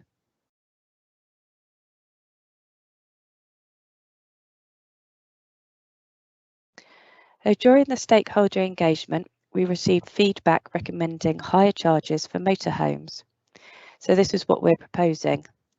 Motorhomes and caravans will only be permitted to park in car parks from 8 AM to 10 PM until the infrastructure is in place and appropriate locations have been selected for overnight parking.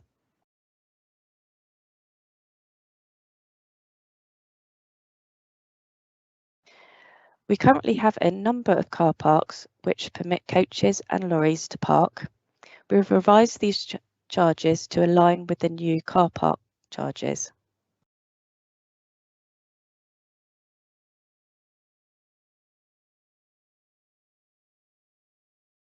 So we're proposing to implement 2 new car park permits for our residents and the people who work in Dorset. The first one is the pop and shop permit. And this is a flexible permit which allows the holder to park in the majority of short stay car parks across the whole of the Dorset Council area for 2 hours every day of the week. We believe that this will support our local high streets, helping them to be the hub of the communities they serve. The pop and shop permit can be purchased annually for £78 a year.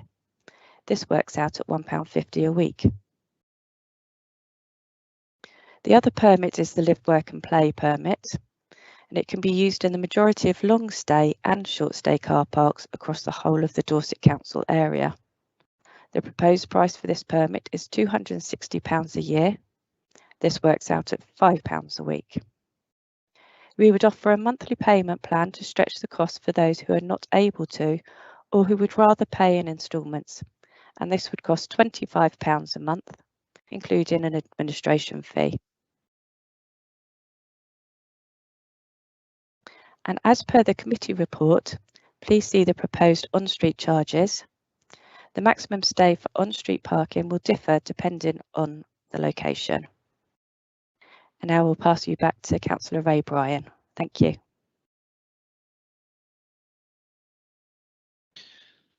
Thank you, Elizabeth. A couple of points I'd like to sort of raise. We're also in phase 3 looking at providing proper motorhome facilities. It's something I feel quite passionate about. Matthew's covering his face quickly because I've given him some extra work to do. And obviously there was a mention of lorry parks there, which again we desperately need to deal with. So those are 2 issues that we will be looking at going forward. I'm going to pass it back to you, Chairman. I think you're doing a very capable job today, so I'll let you and members ask us questions. And I've got a full team on board to answer the questions. Thank you very much, Councillor Bryan. Matthew, did you want to comment before we go further? No, Chair. Thank you very much. Councillor Jones, we've got questions. Yeah, so you've got Councillor Shane Bartlett first. Shane, over to you, please. Thank you, Chairman. Excellent report on what's obviously a very contentious issue, as we know, for our residents across Dorset. And I fully appreciate the problem that Councillor Bryan and his team have got in terms of deriving an adequate revenue from the car parks to ensure that we can do our highway safety through the course of the year. Obviously, it's an extremely important aspect of our council's provision to our residents and to those visiting Dorset. However, I do have a couple concerns, if I may go through them, please, Chairman. The first one is the pop and shop permit to be used in short stay car parks for 2 hours every day at £78. And I would ask, could this be used in long stay car parks as well, as in our ancient historical market towns or areas that have no off-street parking? The short stay car park may not be the one closest to the resident, and those residents who have a disability, whether physical, mental or sight impairment, would benefit from that rule adjustment if that would be possible. Do you want an answer to that one, Chairman, or can I move on to my other points? If we take each point as we go, then I think it's going to be easier to get the answers back. Yep, certainly. I think so. Who's best placed to answer the? I know the answer, but I'm going to let Matthew take this one.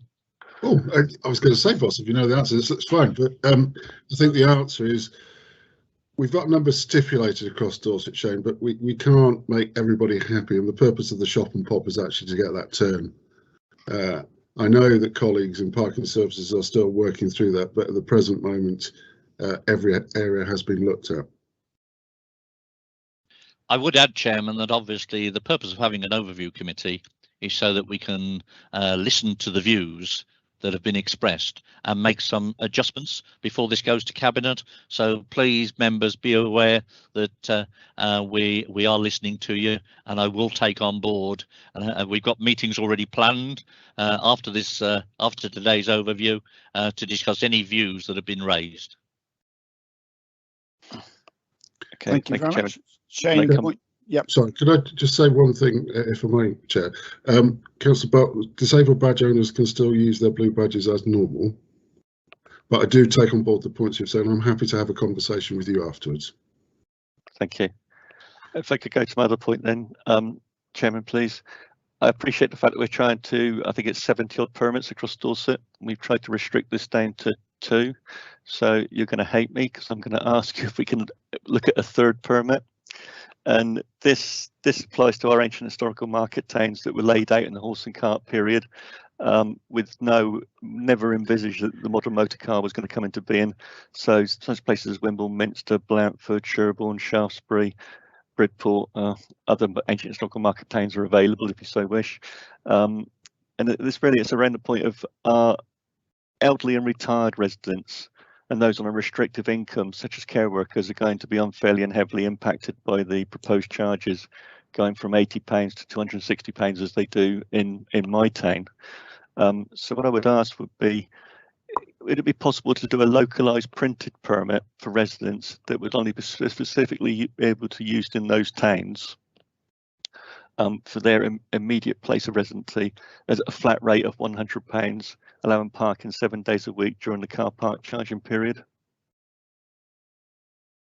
So if I may, Chair, if I can answer that one, if that's okay. You've just picked up a point about residents parking, Councillor, that is extremely complex.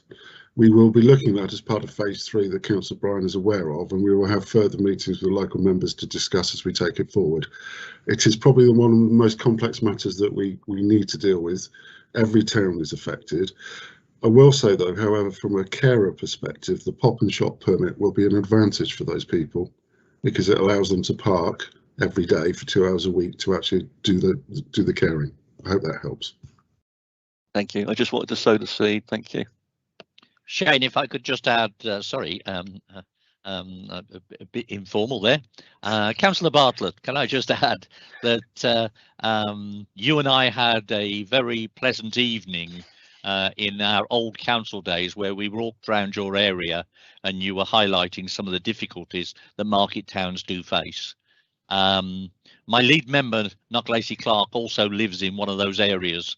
So he is very much giving me a hard time on how we deal with this. So as I say, this is phase 2. Phase 3 is already underway. Happy to, as Matthew has said, happy to talk to any member about particular issues in their area so that we can try and resolve this. But at the moment, what we're trying to do is harmonise this across the whole area. We did it on council tax.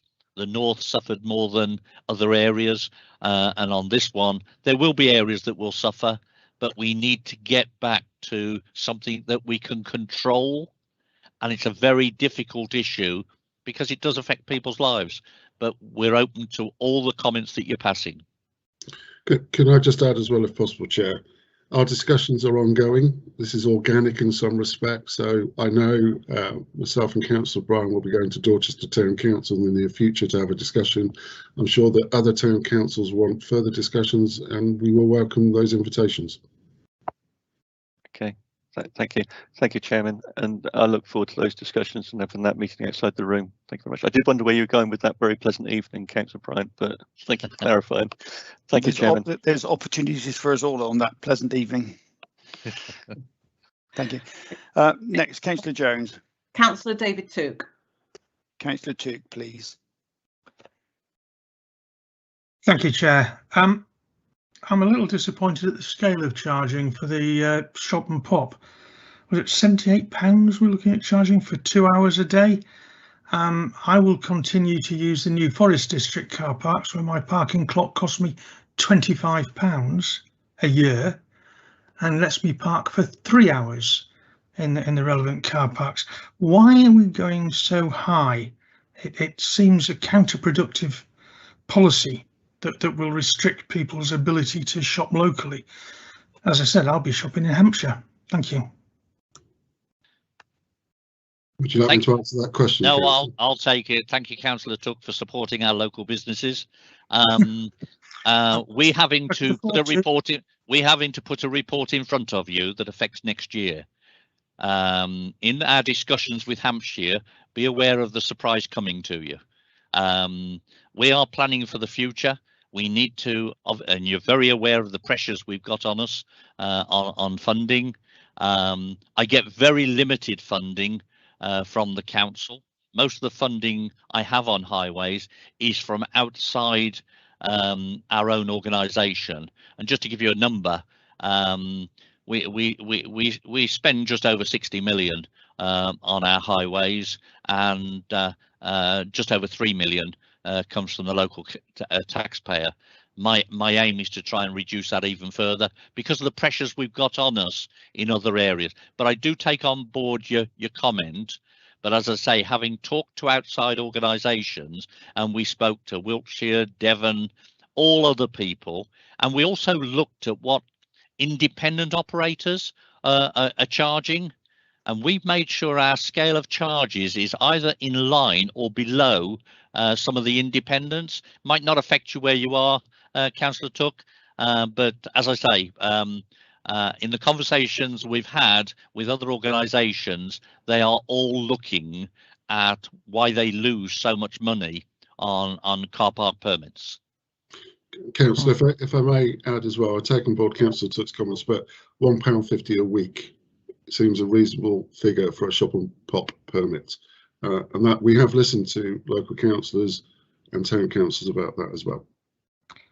Thank you. I was aware that at the very early scrutiny committee back in the early part of this year, much was made of the fact that we wanted to align with neighbouring authorities. Doesn't seem we've done that particularly well, but thank you. Thank you, Councillor. I'm reading between the lines that there may be some news coming up from Hampshire about revising their parking charges in due course at some stage, and you might find that they're aligning themselves more to us or even above, who knows, at the moment. So Chair, I think one important point that we probably haven't emphasised, if you look at our closest neighbour, it's £25 a day to park in their long stay car parks. Which council was that? BCP, Chair. I just need to be aware that I don't go there then. So at the moment we're very reasonable, if I'm allowed to say that out loud. Absolutely. Councillor Took, does that answer your question for the moment? Thank you. It answers it. I'm not sure it's an answer I would have wanted to hear. I think we're in danger of pricing ourselves out of a market for those where people have alternatives, and where they don't, we seem to be making the most of a captive market and taking as much as we can. I'm not sure I approve, but thank you for your responses.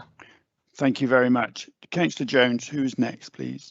You've got Councillor Tony Coombs followed by Councillor John Andrews, but Councillor Ryan Hope comes after John Andrews, but he has to leave at 12:30 for another meeting. So I wondered whether you might want to take him first so he gets his question in. If everybody's okay, I'll take Ryan Hope. Chairman, I'm sorry, I have another meeting at 12:30 that I need to get to. I have about 3 minutes before I've got to go. Carry on then, Councillor Coombs. I'm really sorry. That's fine. Yes, this report, it's a bit like the curate's egg. I support the overarching principle as a Dorset councillor because it is absolutely right that we harmonise across the piece. However, as the nominated of the 3 Verwood local members, with that particular hat on, I do have to raise some major concerns with the report. It was mentioned very briefly that there are some areas that don't have any charging at all at the moment. That's Verwood. So we are going to be in for quite a kicking from our local community at the introduction of charges, because we do not have a big town centre. We have what is probably a village centre. And there are a lot of concerns from the locals. The sorts of comments that I've been picking up over the last couple of days have been concerns about dispersion by people refusing to pay and use the car park and clogging up the surrounding roads. The cost of implementing the charging equipment and the installation of that in the car park, and whether that will actually make a profit. And even though I tried to explain it would be part of a wider cross-council budget. But also with the actual location of our car parks, the main town centre car park, I assume, will become a short stay. Where do the people that work in the few businesses we have in the town centre park, because the nearest car park that would be the long stay is on the edge of the town, 1.5 miles away, a bit too far to walk on your way to work. And also we have another car park which has shared space with the local doctor's surgery, which again is going to cause confusion because the 2 car parks link straight together, and I can see a lot of aggro coming out of that. And I certainly thank Councillor Bryan for coming out and having a ward work, so that as local members we had the opportunity to explain to him some of the nuances around these. So I think really it's about helping us as this process moves forward in being able to handle it locally, and also being able to continue those discussions so that we do get it right. Thank you, Chairman. Thank you. If I can come back on that, if I may, Chairman, and thanks, Councillor Coombs, for your comments. Yes, we had a meeting a few weeks ago, and both before that and since then, I have made a point of visiting some of the car parks in Verwood, and it's a bit unusual, but maybe not unusual, in as much as I watched a minibus company pick up from a number of different cars to go into Bournemouth. People are using free car parking for their own business, and that is something that I find very difficult to accept. And if I can just assure Councillor Coombs that we will be looking very carefully at any excess use of the road, because most of the roads surrounding our car parks are extremely narrow, and we'll take whatever necessary action we need to take to make sure it doesn't cause the local residents a problem. But very, very happy to discuss with both you, but any other ward member anywhere in the Dorset area. We've still got a few months before this is introduced. So let's keep the conversations going. Thank you. There was one last question. What is the proposed implementation date? Chairman, if I may, I'm going to ask to be given time to discuss this at Cabinet, okay, because we have a number of options that we're going to put forward to Cabinet that we're still working on, which it would be wrong of me to discuss because it's work in progress. So just to I'm confirm happy with that, Chairman. Just the date, they confirm the date of implementation of any changes in pricing structures yet to be confirmed and decided. Yes. Thank you very much. Thank you, Chairman. I've got a dash. Yes, I am. I've got a dash. Thank you. Right, we've got a couple of people waiting, but I'm going to bring in Councillor Ryan Hope now because I appreciate he has to go. Yeah, thank you, Chair, for that, and thank you for letting me come in early. One of the things I was picking up was the shop and pop permit at £75 a year, which again I do believe actually is quite reasonable, bearing in mind the cost of the hourly rate we're going to be proposing. I'm just wondering if there is an option there also to introduce either a quarterly pay or monthly. Monthly is probably too much hassle with the admin side of things, but whether or not we could introduce a quarterly rate where people can buy it quarterly. Would you like me to answer that, Chair? Yes. So it's a very good point, Councillor. We're actually looking to move parking services to a digital age that hopefully will allow people to pay monthly as a subscription, as a service, because absolutely we need to make it as easy as possible to pay. And it is pop and shop, not shop and pop. We're getting confused on the permits. But yes, I take on board your point. I'm happy to have a further discussion about it in your convenient time, Councillor. Yeah, thank you very much. Does that answer your question, Councillor Hope? It does, yes. I'm just very concerned around Weymouth. We have multiple areas of deprivation, and we need to be able to support those carers on those low-paid wages to actually do their work. Obviously, long term, it's going to hopefully support them with the savings, as Matt's already alluded to. But it's making sure that we don't penalise them as they start the job, trying to find that money to pay for a year, especially with the turnover of staff in those low-paying areas also. So I can just assure Councillor Hope it's high on the agenda that as we implement the new system, we want to make it as easy as possible to pay in the simplest way as well. Thank you. And the other one is I just welcome the overnight parking facilities for motorhomes. I think it's a shame we wasn't having this conversation 2 years ago because we've missed a trick in the last 18 months with the staycations. Thanks very much, Councillor Hope. Councillor Jones, who's next? John Andrews, Councillor Andrews.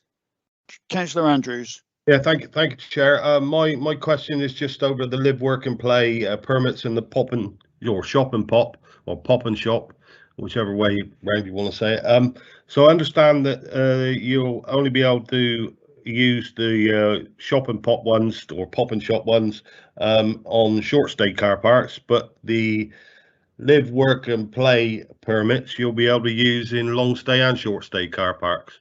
And as Councillor Bartlett has alluded to, there's a lot of people that come into town and currently have permits, and we have 3 different types of charging over here in Sherborne. God knows why, but mainly the people that work in the town restrict themselves to the long stay car parks. The problem we're going to have if we allow that into short stay car parks is those short stay car parks, which are used by shoppers, will be filled up with workers who will have an easier access into their place of work, and then the visitors will be struggling for somewhere to park. So that is one problem I see coming up in the lift. Other than that, I think bringing everything together is absolutely brilliant idea. And the zones I'm thoroughly in favour of, but I can see a problem, might be specific to Sherborne, that if we allow people with the work permits to park in the short stay, we're going to have a problem with the businesses then in the high street saying, oh, hang on a minute, nobody can park in your car parks because all our workers are, so I just thought I'd bring that to play. Councillor, do you want to answer that, Chair? Yes, please. Very good point, Councillor Andrews, and we have thought about that, and what we're actually doing is putting in maximum stay limits and short stay to get that turnover.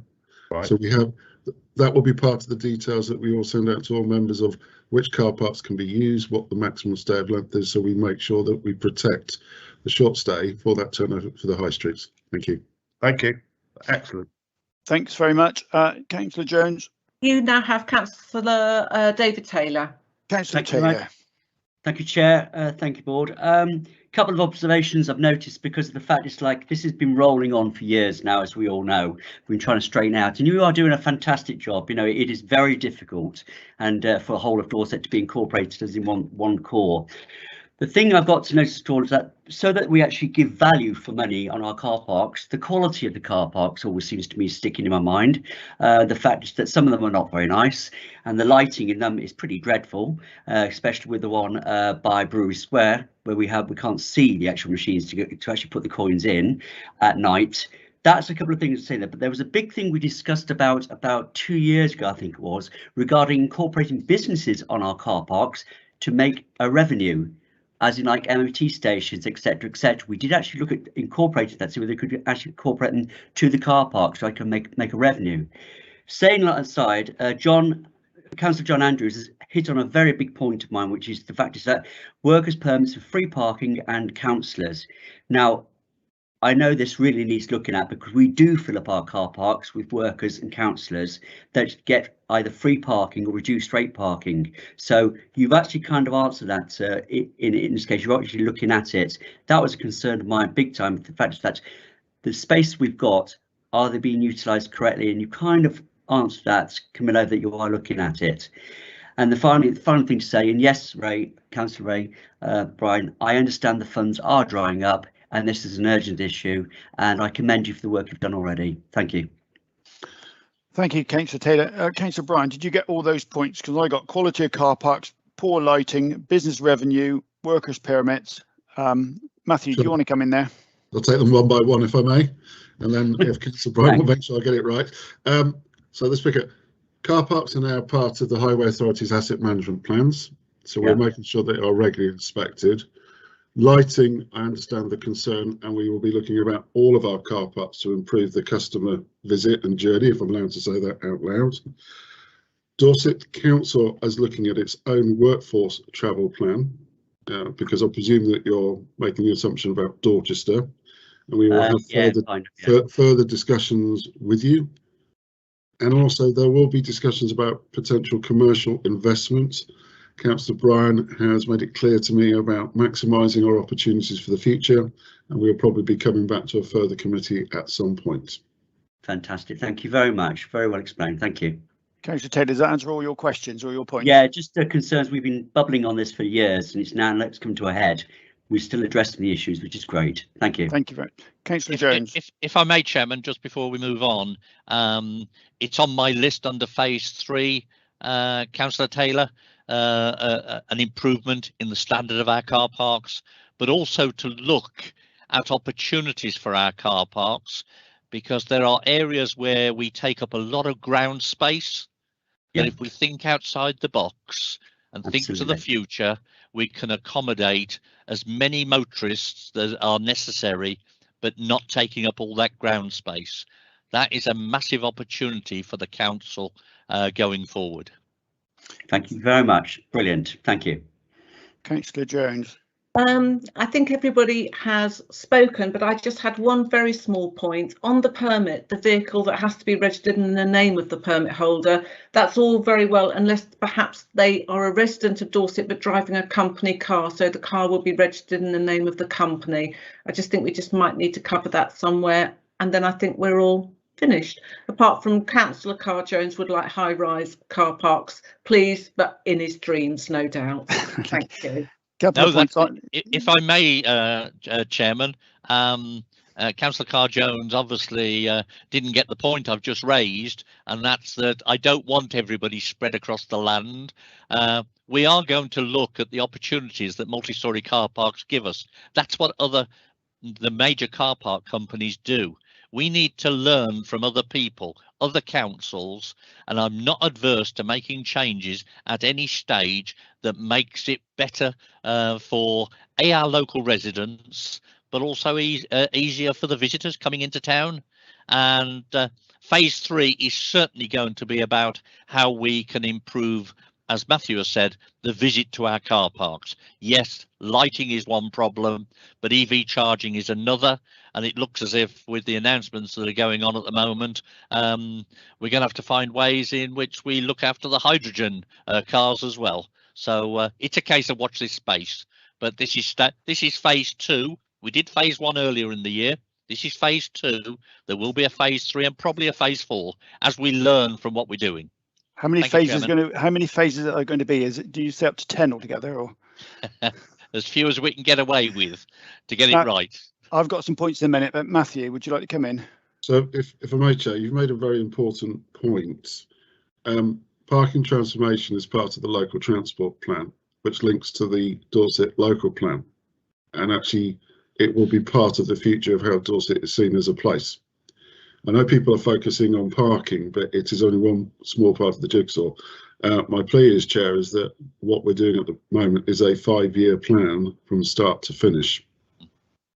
But we know with members' support that we've started those discussions and will continue them. Thank you.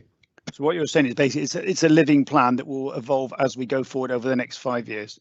Now, I've got 3 points I wanted to bring in. I wanted to pick them out from the consultation, which was very extensive and very good. There was a comment in there from Corfe Castle Parish Council about a token scheme. I guess that the parish council could buy one of the pop and shop permits if they so choose. Councillor Bryan, do you want to comment on that? Yes, they can, but of course any permit has to be registered against a particular car. We faced a lot of abuse under the old permit scheme, and we need to make sure that we try and plug that hole. That's costing a lot of money, but I'm also very interested in talking to people. And yes, I've read all the comments. I was involved with most of them, but we're still looking at some of the points that have been raised, and certainly they will almost certainly be looked at in phase 3. And you've just raised another point for me, Councillor Bryan, there. The permits will be attached to a vehicle. What if a couple like we have got 2 cars here? Because I don't want to be one paying the bills all the time, taking my car shopping. I'd rather my wife pay the bill and use her car, or at least have the choice. I have the same problem in as much as I've got to pay for 2.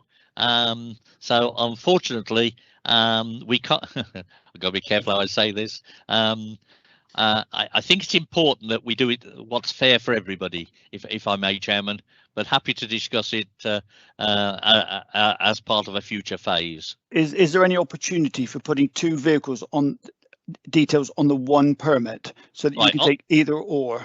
On the pop and shop, 2 registration numbers will be allowed, if that helps you. That covers the point nicely, and I think that will cover myself and probably yourself personally when we go shopping. However, Councillor, if I may, the live working permit, it's 1 per vehicle. That shouldn't cause me too many problems. Because that's fair, if I may say that out loud. Absolutely fine. Now, the other point was South Tarrant Valley Parish was concerned about people parking, instead of parking in the car parks, parking out on the public roads and congestion there. Is that something that will be considered, the implications and the fallout from the review? I think it's fair to say, Chair, if I may, we need to monitor the situation. That's why it's organic. Parking services will evolve as vehicle technology evolves, of how we live evolves, and where houses are built. So again, it's part of the overall plan for Dorset Highways. Perfect, thank you. And my final point is that there were some comments that Shaftesbury should be the same band as Gillingham and Sturminster. Any thoughts on that from anyone? Perfectly prepared to look at that again, but when we made the decision on the evidence that we had, this is why we put people in different areas. But I'm perfectly happy to look at it again, and obviously I will discuss with the members up there why they think they should be, because I'm always interested in members' views. For those that know me, I like to listen to the members, like to discuss it with the members and work with the members, because they've got the best information of their local area. Perfect. Thank you, Councillor Bryan. That's really helpful. Now, Councillor Jones, anything else we have at the moment? No one else to speak, so I'm happy to move the recommendation. Thank you, Matt. Just a proposal. Sorry, have you missed my RTS? Oh, I beg your pardon. I'm so sorry. I did miss it. There was a huge amount of chat going down. Councillor Took. I just want to say in regard to this number of vehicles on the permit, again, I bring forward the example of New Forest District Council. We have a parking clock. If it's in my car, I can use that clock. If it's in my wife's car, she can use the clock, and clearly we can't use it at the same time because it's a physical card that we set the time of arrival on and park for 3 hours. Is that something beyond what we can achieve here? Well, I don't really see why, as long as they're not used at the same time, there should be any problem. And yes, Knockley Clark says, if it's my neighbour's car, well, the parking is paid for. I mean, I don't let my neighbours use it, but I don't see it as a problem. You're not going to have multiple people using the same clock at the same time. Thank you. So if I may, Ray, Councillor Bryan, do you want to answer or should I? No, I'm actually just going to come in because obviously I'm probably as close to New Forest as you are, Councillor Tuck. And yes, I have a parking clock for Ringwood. In my conversations, as I said earlier on, with Hampshire, they are very concerned about the revenue they are losing. Now, bearing in mind, New Forest is a district council. They're not a unitary, so they only have to look after their own little area. And I'm not being derogatory to them under any means. I have the highest respect for New Forest, being an area that, as I say, I'm closest to. But they are going to be making substantial changes to the way they deal with permits. I can't divulge their information. It would be improper for me to do so. That's for their council to divulge. But please be assured that when we went out to neighbouring councils to find out what they were doing, there isn't a council that I met who isn't looking at the money that is potentially lost in car parking, and it's something we need to address to the benefit of the taxpayer. Accepted. If you go too far, you will simply encourage on-street parking inside roads, which is not what we want to do, and that's a big concern for us. But thank you for listening. Which, as I've said, I will deal with if that occurs. This is something that will be ongoing, and if we find there is something that has happened because of what we've done, we will make arrangements to deal with that. Presumably by planning on-street parking, but all right. Thank you, Councillor Bryan. Councillor Tuke, I take your point, and I understand you. I think we all understand the point you're making, which is a very good and very valid point.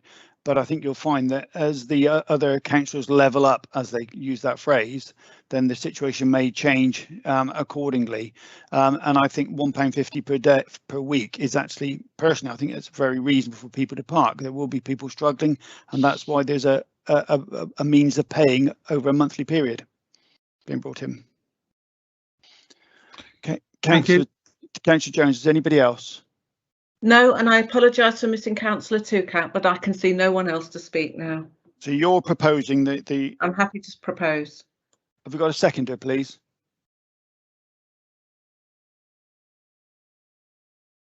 Would anybody happy to second? Councillor Starr. I'm second that, Chair.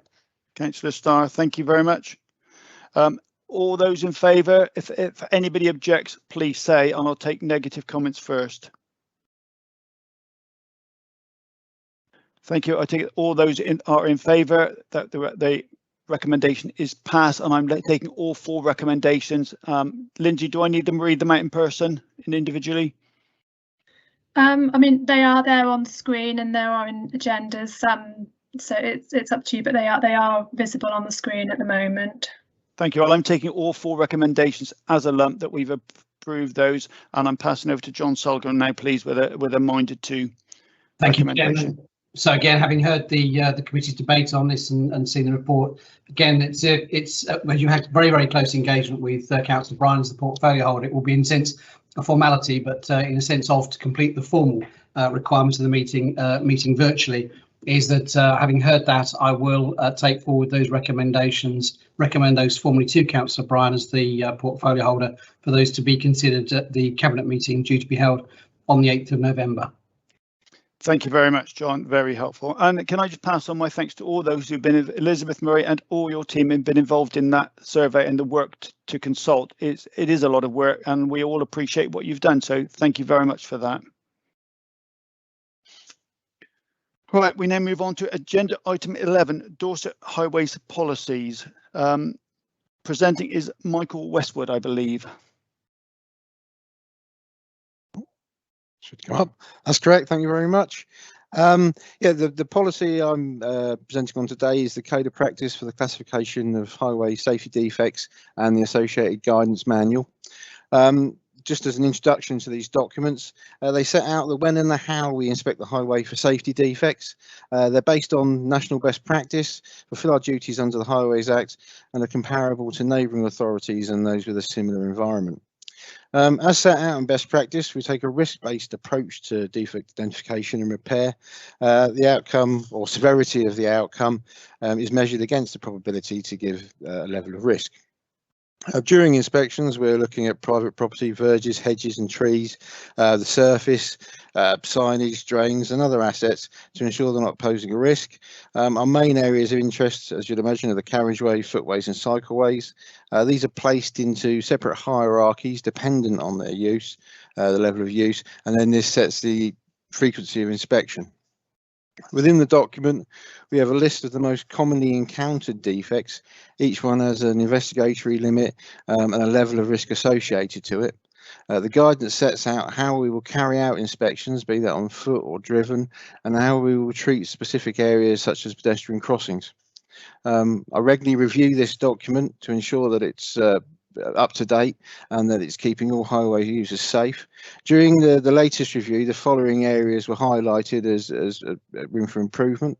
First one being cycleways. In previous versions of the Code of Practice, cycleways were treated in the same way as the asset that they were within. So we only had hierarchies and set defects for footways and carriageways. Recognising the increased use of cycleways, we have now created a cycleway hierarchy and associated defects to it.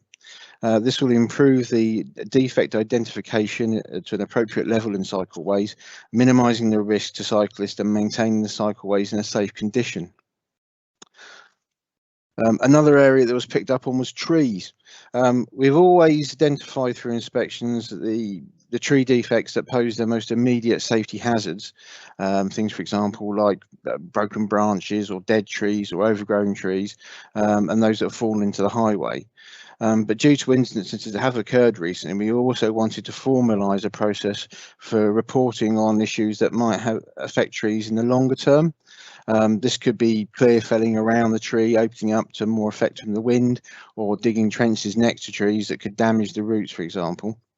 We've created a process that these things can be reported to the tree team, so an expert inspection can be taken place and relevant actions can follow. Again, this will reduce the risk and improve safety on the highway for all users. Another area that we noticed that we thought we could work on was the variations from set defect responses. The CHOs, who I hope all the councillors are aware of, who carry out the highway inspections, have been highly trained to a nationally recognised level and are very knowledgeable about the area they work in. For this reason, we wanted to give them the opportunity to amend the expected defect categories as set out by the Code of Practice. There may be local issues which affect the timescale that is required for a defect repair, increasing or reducing the risk that is present. As long as a rationale is recorded behind any changes within the system, then they can be trusted to raise a suitably timed defect. Out in the real world, there's more situations and there's more diversity than we could ever get into these documents. And I think it's important that we trust our staff to recognise that. Again, this will reduce the risk of sort of unpredictable situations and ensure that we're fixing defects in an appropriate timescale. Change of response time for non-safety related defects. For many years, we have picked up some defects for inspections that are related to good maintenance rather than safety. In particular, the minor pothole type defects in the carriageway. It is important that we continue to fix these defects as it plays an important part to our maintenance regime, but it is recommended that we extend the time that we allow ourselves to fix these potholes. This will not affect highway safety, but will allow us to repair those defects in a more cost-effective and lasting manner. Allowing more time will let us group these defects together geographically, utilise better repair methods, and include them in larger schemes of work.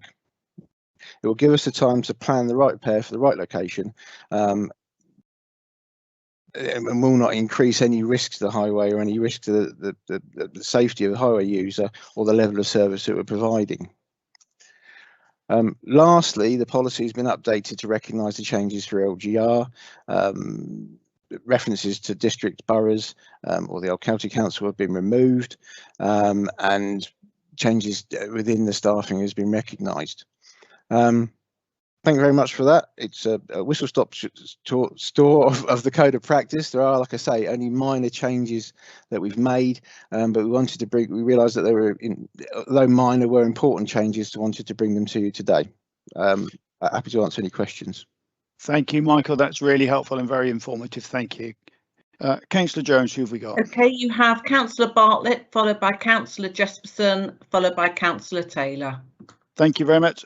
Councillor Bartlett, please. Thank you, Chairman, for allowing me to speak again, and thank you, Mr. Westford, for a really good report. And you're quite right, I'm very blessed in Wimborne of having two excellent community highways officers in Mr. Adams and Mr. Lenthal, who I rely on heavily. They're an absolutely brilliant team, and the three of them working together, it's great. The report's really good, as I say. Just one thing I'd like a clarity or get an understanding of why car parks isn't in there, and the inspection and looking at car parks and that pothole repairs within car parks. And for that, Chairman, through you, could I also ask, is it my understanding that we use a highways team to repair the potholes in our highways, but do we use that same team to repair our car parks, or do we put that out to a private tender of some description, please? Thank you, Councillor Bartlett. Michael or Matthew, looks if you want to come in on that one. If I may, for that one. Good point, Councillor Bartlett. That's why we're doing the parking transformation. It's a serious point, because we've inherited different maintenance regimes in different parts of Dorset, different ways that they were maintained or repaired, and we're putting it all in as part of this work that Mike is talking about. We've just got to make sure it's the level of inspections relevant to a car park, not a public highway, if that makes sense. But it's a learning and development opportunity for my colleagues in highways, but we are picking it up. So can I come back, please, Chairman? Absolutely. Thank you. So if I understand it, then as you say, Mr. Piles, because we've inherited as a new unitary authority what the district councils did with all their car parks, it's an ongoing piece of work that's going to come before us at a later date. Correct, Chair. Absolutely. Brilliant. Thank you, That's great. Councillor. Thank you so much. Councillor Bartlett, you're happy with your responses? I am, Chairman. Yeah, thank you. Thank you very much. Councillor Jones. Next we have Councillor Jesperson. Councillor Jesperson, please. Thank you very much, Mr. Chairman. I am indeed a member of the Highways Board that looked at this policy among many others in some detail. And it is, as was said, an ongoing process. There's more to come from the Highways Board. We should be aware that roads are, and the quality of our roads comes always in the top three of the services that our residents care most about. And it behoves us always to have that in mind when we're talking about what we're prepared to do on our roads and spend on our roads. And our residents are concerned not just with road safety, but also with the impact that these roads have on the quality of their lives within their communities. And I just think I'm going to say that at every opportunity, because I think it's a very important point. And in that context, I would put in a plea to my colleague members who are here, that we do everything we possibly can in the coming budget discussions to ensure that the highways budget, and indeed all the police directorate budgets, are not disproportionately cut. That was historically what Dorset County Council found itself forced to do, and we're still living with some of the fallout from the decisions that were forced on county council highways because of their draconian budget cuts, and it turns out to be a false economy. So I would just put down a marker, please, that can we not, when we have our budget discussions, sacrifice the highways budget like they did in the past, because that's the budget and that's the service that matters to our residents. Thank you. Thank you, Councillor Justin. Does anybody want to, Councillor Bryan, do you want to comment on that again? Yes, I'd love to comment on it, because it's something that's very close to my heart, because I'm still reeling from previous cuts in previous organisations that have had detrimental effects. And I'll just quote one, and I'm probably going into trouble for this. A few years ago, we decided to cut the budget when we stopped the gully machines going out and clearing the drains, which obviously caused excess water on the road, which when it froze lifted the tarmac, which ended up under the previous authority with quite a large expenditure. We saved 185,000. The number I've heard that it cost us is about £2 million in road repairs. So I'm very aware going forward that we just need to be a lot smarter in what we do. I'm amazed from the highways team, the amount of new things they're looking at that fit in with not only better working practices, but finding ways in which we help the climate. I received a presentation a few days ago from the team, which highlighted all the work that is going on, and I'm very proud of them. And I will fight tooth and nail so I don't lose a penny on highways, because we need every penny, because that's what the residents rely on. So thank you, Sherry, for your comments, and thank you for the time, Chairman, for me to speak. Thank you, Councillor Bryan. Now, before we move on and take further speakers, I am conscious of the time. We are at 12:52. That's nearly our 3-hour limit for the meeting up. And I think, Lindsay, I need to take a proposal and a seconder that we continue the meeting beyond the 3-hour mark. Is that correct? Yes, that's correct, Chairman. Anybody like to propose we continue? I'm happy to propose it, but hope that it won't go on for many more hours. Thanks, Councillor. I would share your comments on that one. Anybody to second? Happy to second, Councillor Jesperson. Happy to second it. And I agree with Councillor James's remarks. And I'll take silence in a minute that everybody isn't in favour and will approve that we continue beyond the 3 hours. Thank you. Lindsay, have you got that recorded? Yes, Chairman, I have. Thank you very much. Now, Councillor Jones. We've got Councillor David Taylor now. Thank you, Chair. Thank you, Councillors. Thank you, Board. Two things. The one thing you've just mentioned about the gullies, Councillor Bryan, is of utmost importance to us, especially on the A35-37, which we have major problems with at the moment, Stratton Road specifically.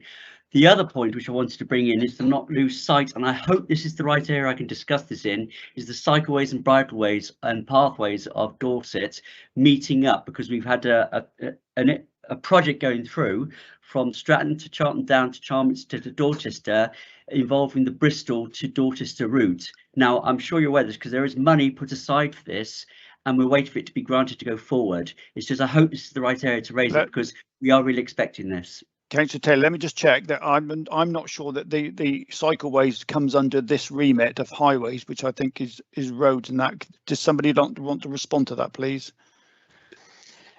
It is I can, Chair. Sorry, Chair. I can, if you want me to, Councillor Bryan. So we are in discussions with colleagues who work in green space, Councillor Taylor. So please be assured, we work together in space. Yeah, it's been mentioned briefly in the comments, and I thought, well, I hope we still got it on board, because we're working very hard to get it on board. Roland Tarr and myself and Councillor Alford. But thank you for your support. Thank you very much, Councillor Jones. Councillor Took. Councillor Took.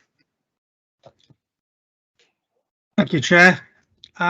This is really a question, and I'm very uncertain of the answer, I must admit. But my understanding is that if somebody damages their car on a pothole or a crumbled edge, they can make a claim against the council for the cost of that repair. I suspect that might depend upon whether this has been reported to the council earlier or not, and the timing of a repair, if anything. but could somebody clarify what the actual responses would be from the council, and how they are legally met, please? You want me to cover that one?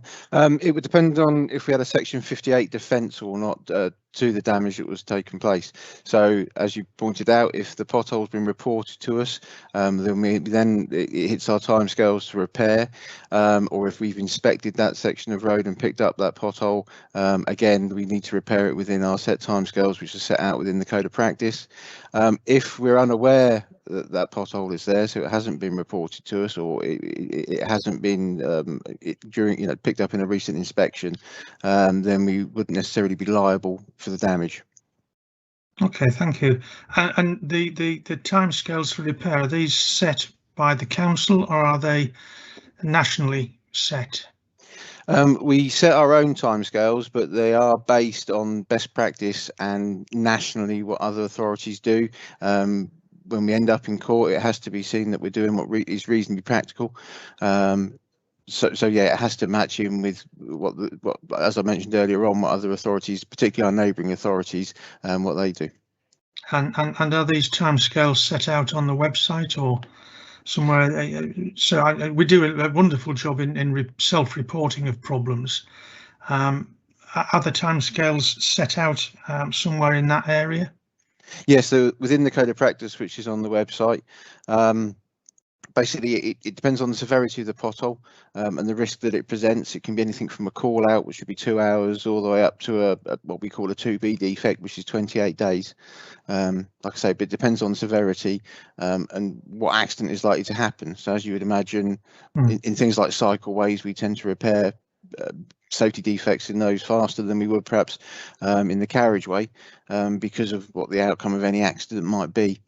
Okay, and would it be possible, or is it the case that these timescales and are set out within the area that people can report these issues in, so that when you report it, you can see what the details are, what the timescales are? Is that something we do or could do? We're doing a piece of work around that at the moment to try and improve that information that's provided at point of report, if you like, to try and set people's expectations of when, typically, I hate to keep going back to potholes, but it's the thing we get reported most of. So we can sort of try and help them understand how quickly that particular issue will get repaired. We're looking at how we can do that and how that can be built into our system at the moment. Okay, thank you. Thank you. Look forward to that. Thank you. Thank you.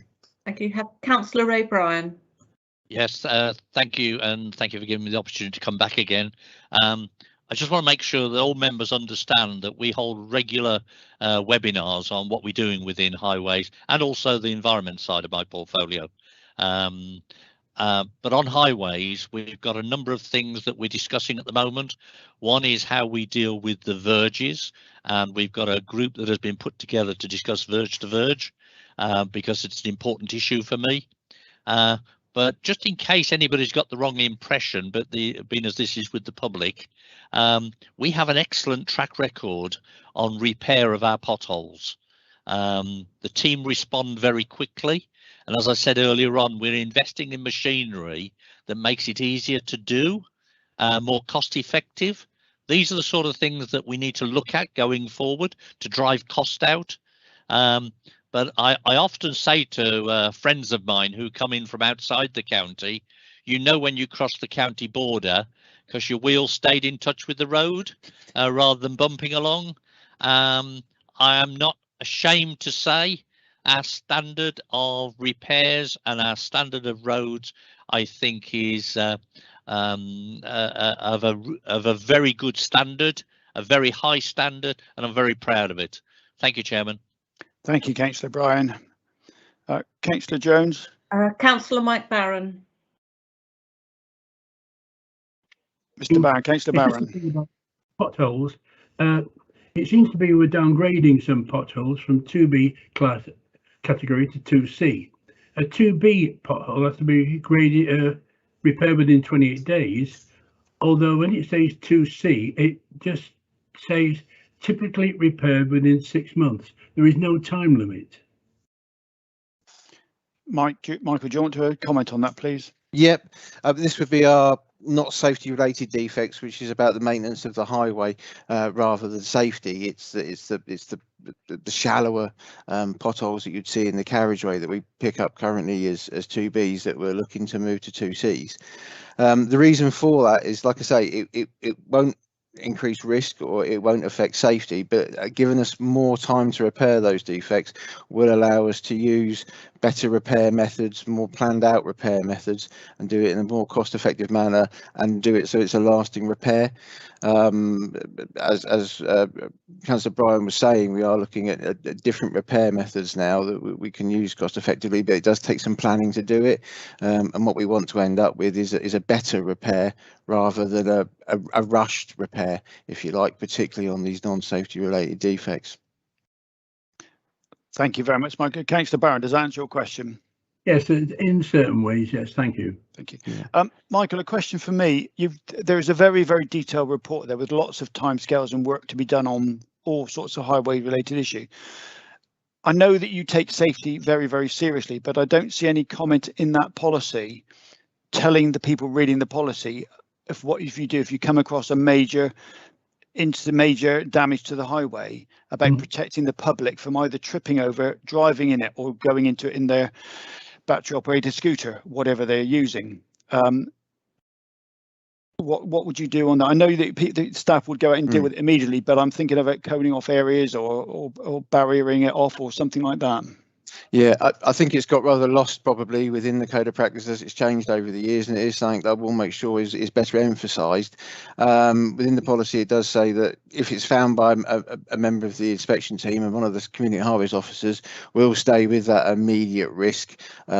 If we can't cone it off ourselves, they all carry a number of cones, but obviously not always enough or a suitable sort of signing and guarding to cover everything.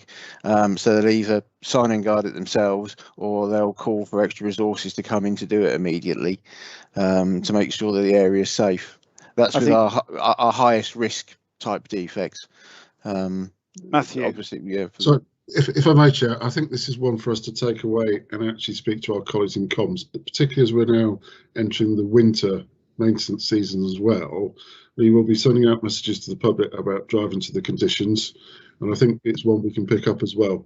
We have to make sure that our customers and our councillors can report safety hazards and defects as quickly and as efficiently as well. So it's one I'll take away with the team. I'm sure I could speak to Councillor Bryan at a future date.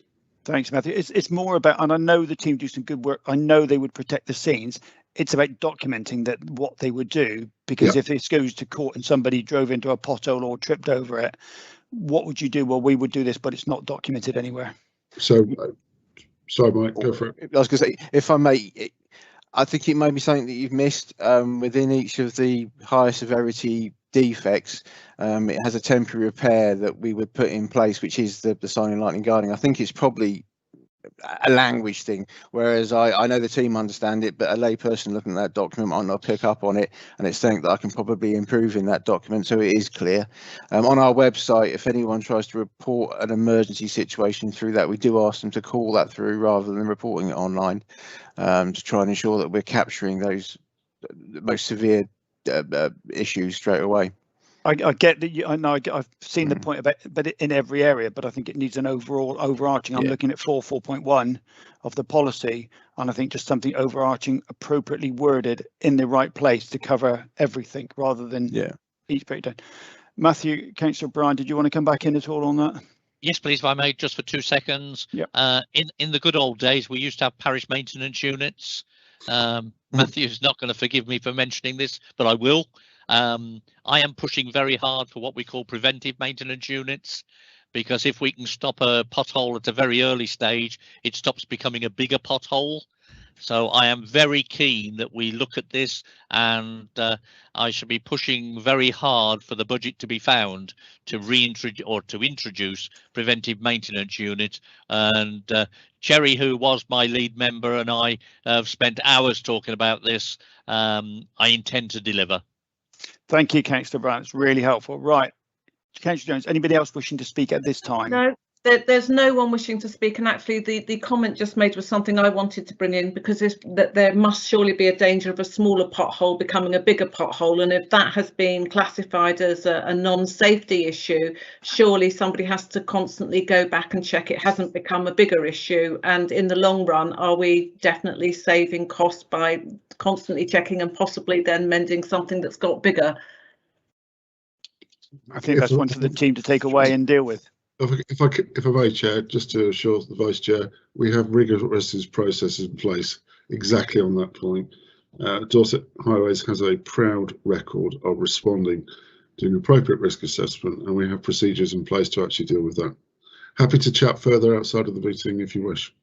Thank you, Matthew. Councillor Jones, are you happy with that? More than happy. We have a super team. Thank you. Thank you. I'm just going to check. Does anybody else wish to say anything at all on this subject at this time? Otherwise, I'll take silence as nobody wishing to speak. Now, thank you. I like silence is golden. The recommendation that the Place and Resource Overview Committee support the following action in line with the decision of the Highways and Transport Task and Finish Group, adoption of the revised and amended policies listed in this report. Do I have a proposer, please? Happy to second. Happy. Okay. Beg your pardon. Thanks, Councillor Jones. Proposing a seconder, please. And silence is not golden. I'll second it then, yes. So who was that? Yeah. Councillor Barron. Councillor Barron seconding, and I'm going to take silence from everybody as everybody is accepting and in agreement with accepting these. Silence is very golden. Thank you, everybody. Chairman, can I just to note, obviously, that this is your support for a decision that will be taken by the portfolio holder, just to clarify that. Thank you. Perfect. So does John need to do something on this one? I'll just, for completeness, Chairman, I'll do that happily. But as with the earlier item, you've had the benefit of the portfolio holder sitting right through this discussion, which I think has been helpful to both myself and himself in terms of taking this forward. So to confirm what Lindsay said, this is a delegation that the portfolio holder has the delegate. Oh, I'm sorry, Chair. That's been a long morning. My tongue starts to stick through my mouth. Right, so I'll start again. This is a matter on which the portfolio holder has the delegation to implement the policy based on the work of the task group and your discussion on the matter this morning. So again, having heard that discussion this morning and considered the report, I will make sure that he's duly informed of that. But as you know, he has been present throughout the discussion, so I'm sure we'll work together to move the committee's wishes forward promptly. Thank you, Chairman. Thank you, John. Very much appreciate your comments there. And again, thank you for everybody on the debate. It's been a very useful and interesting and worthwhile debate on that matter. And hopefully we will end up with better roads and our PMUs in place in the near future. Item 12, agenda item, Place and Resources Forward Plan. Chairman, it's Lindsay. Just to say, just to flag up, you've got an additional meeting of the committee which is scheduled for the 10th of November at 10 o'clock, specifically to look at two items: the future revenues and benefits service provision for Dorset Council and antisocial behaviour public spaces protection orders. Thank you very much. Do we need to do anything on those at the moment, Lindsay? Any decisions needed? Nothing, or no, just to note? Just to note, because we have added this as an extra meeting, I just wanted to flag that up. That is for the committee's information. Thanks, Lindsay. That's perfect. Right, we've then moved to urgent items. Are there any urgent items? No, Chairman, no urgent items. And any exempt business, item 13? No exempt business, Chairman. So at 13:08, I will now close this meeting and thank everyone for their time and their efforts, and particularly all those behind the scenes on all the reports, policies, and also running this meeting. It's very much appreciated. And Councillor Jones, thanks very much for being an excellent Vice Chair on this meeting. Much appreciated. No, thank you for being an excellent Chair, Councillor Fry.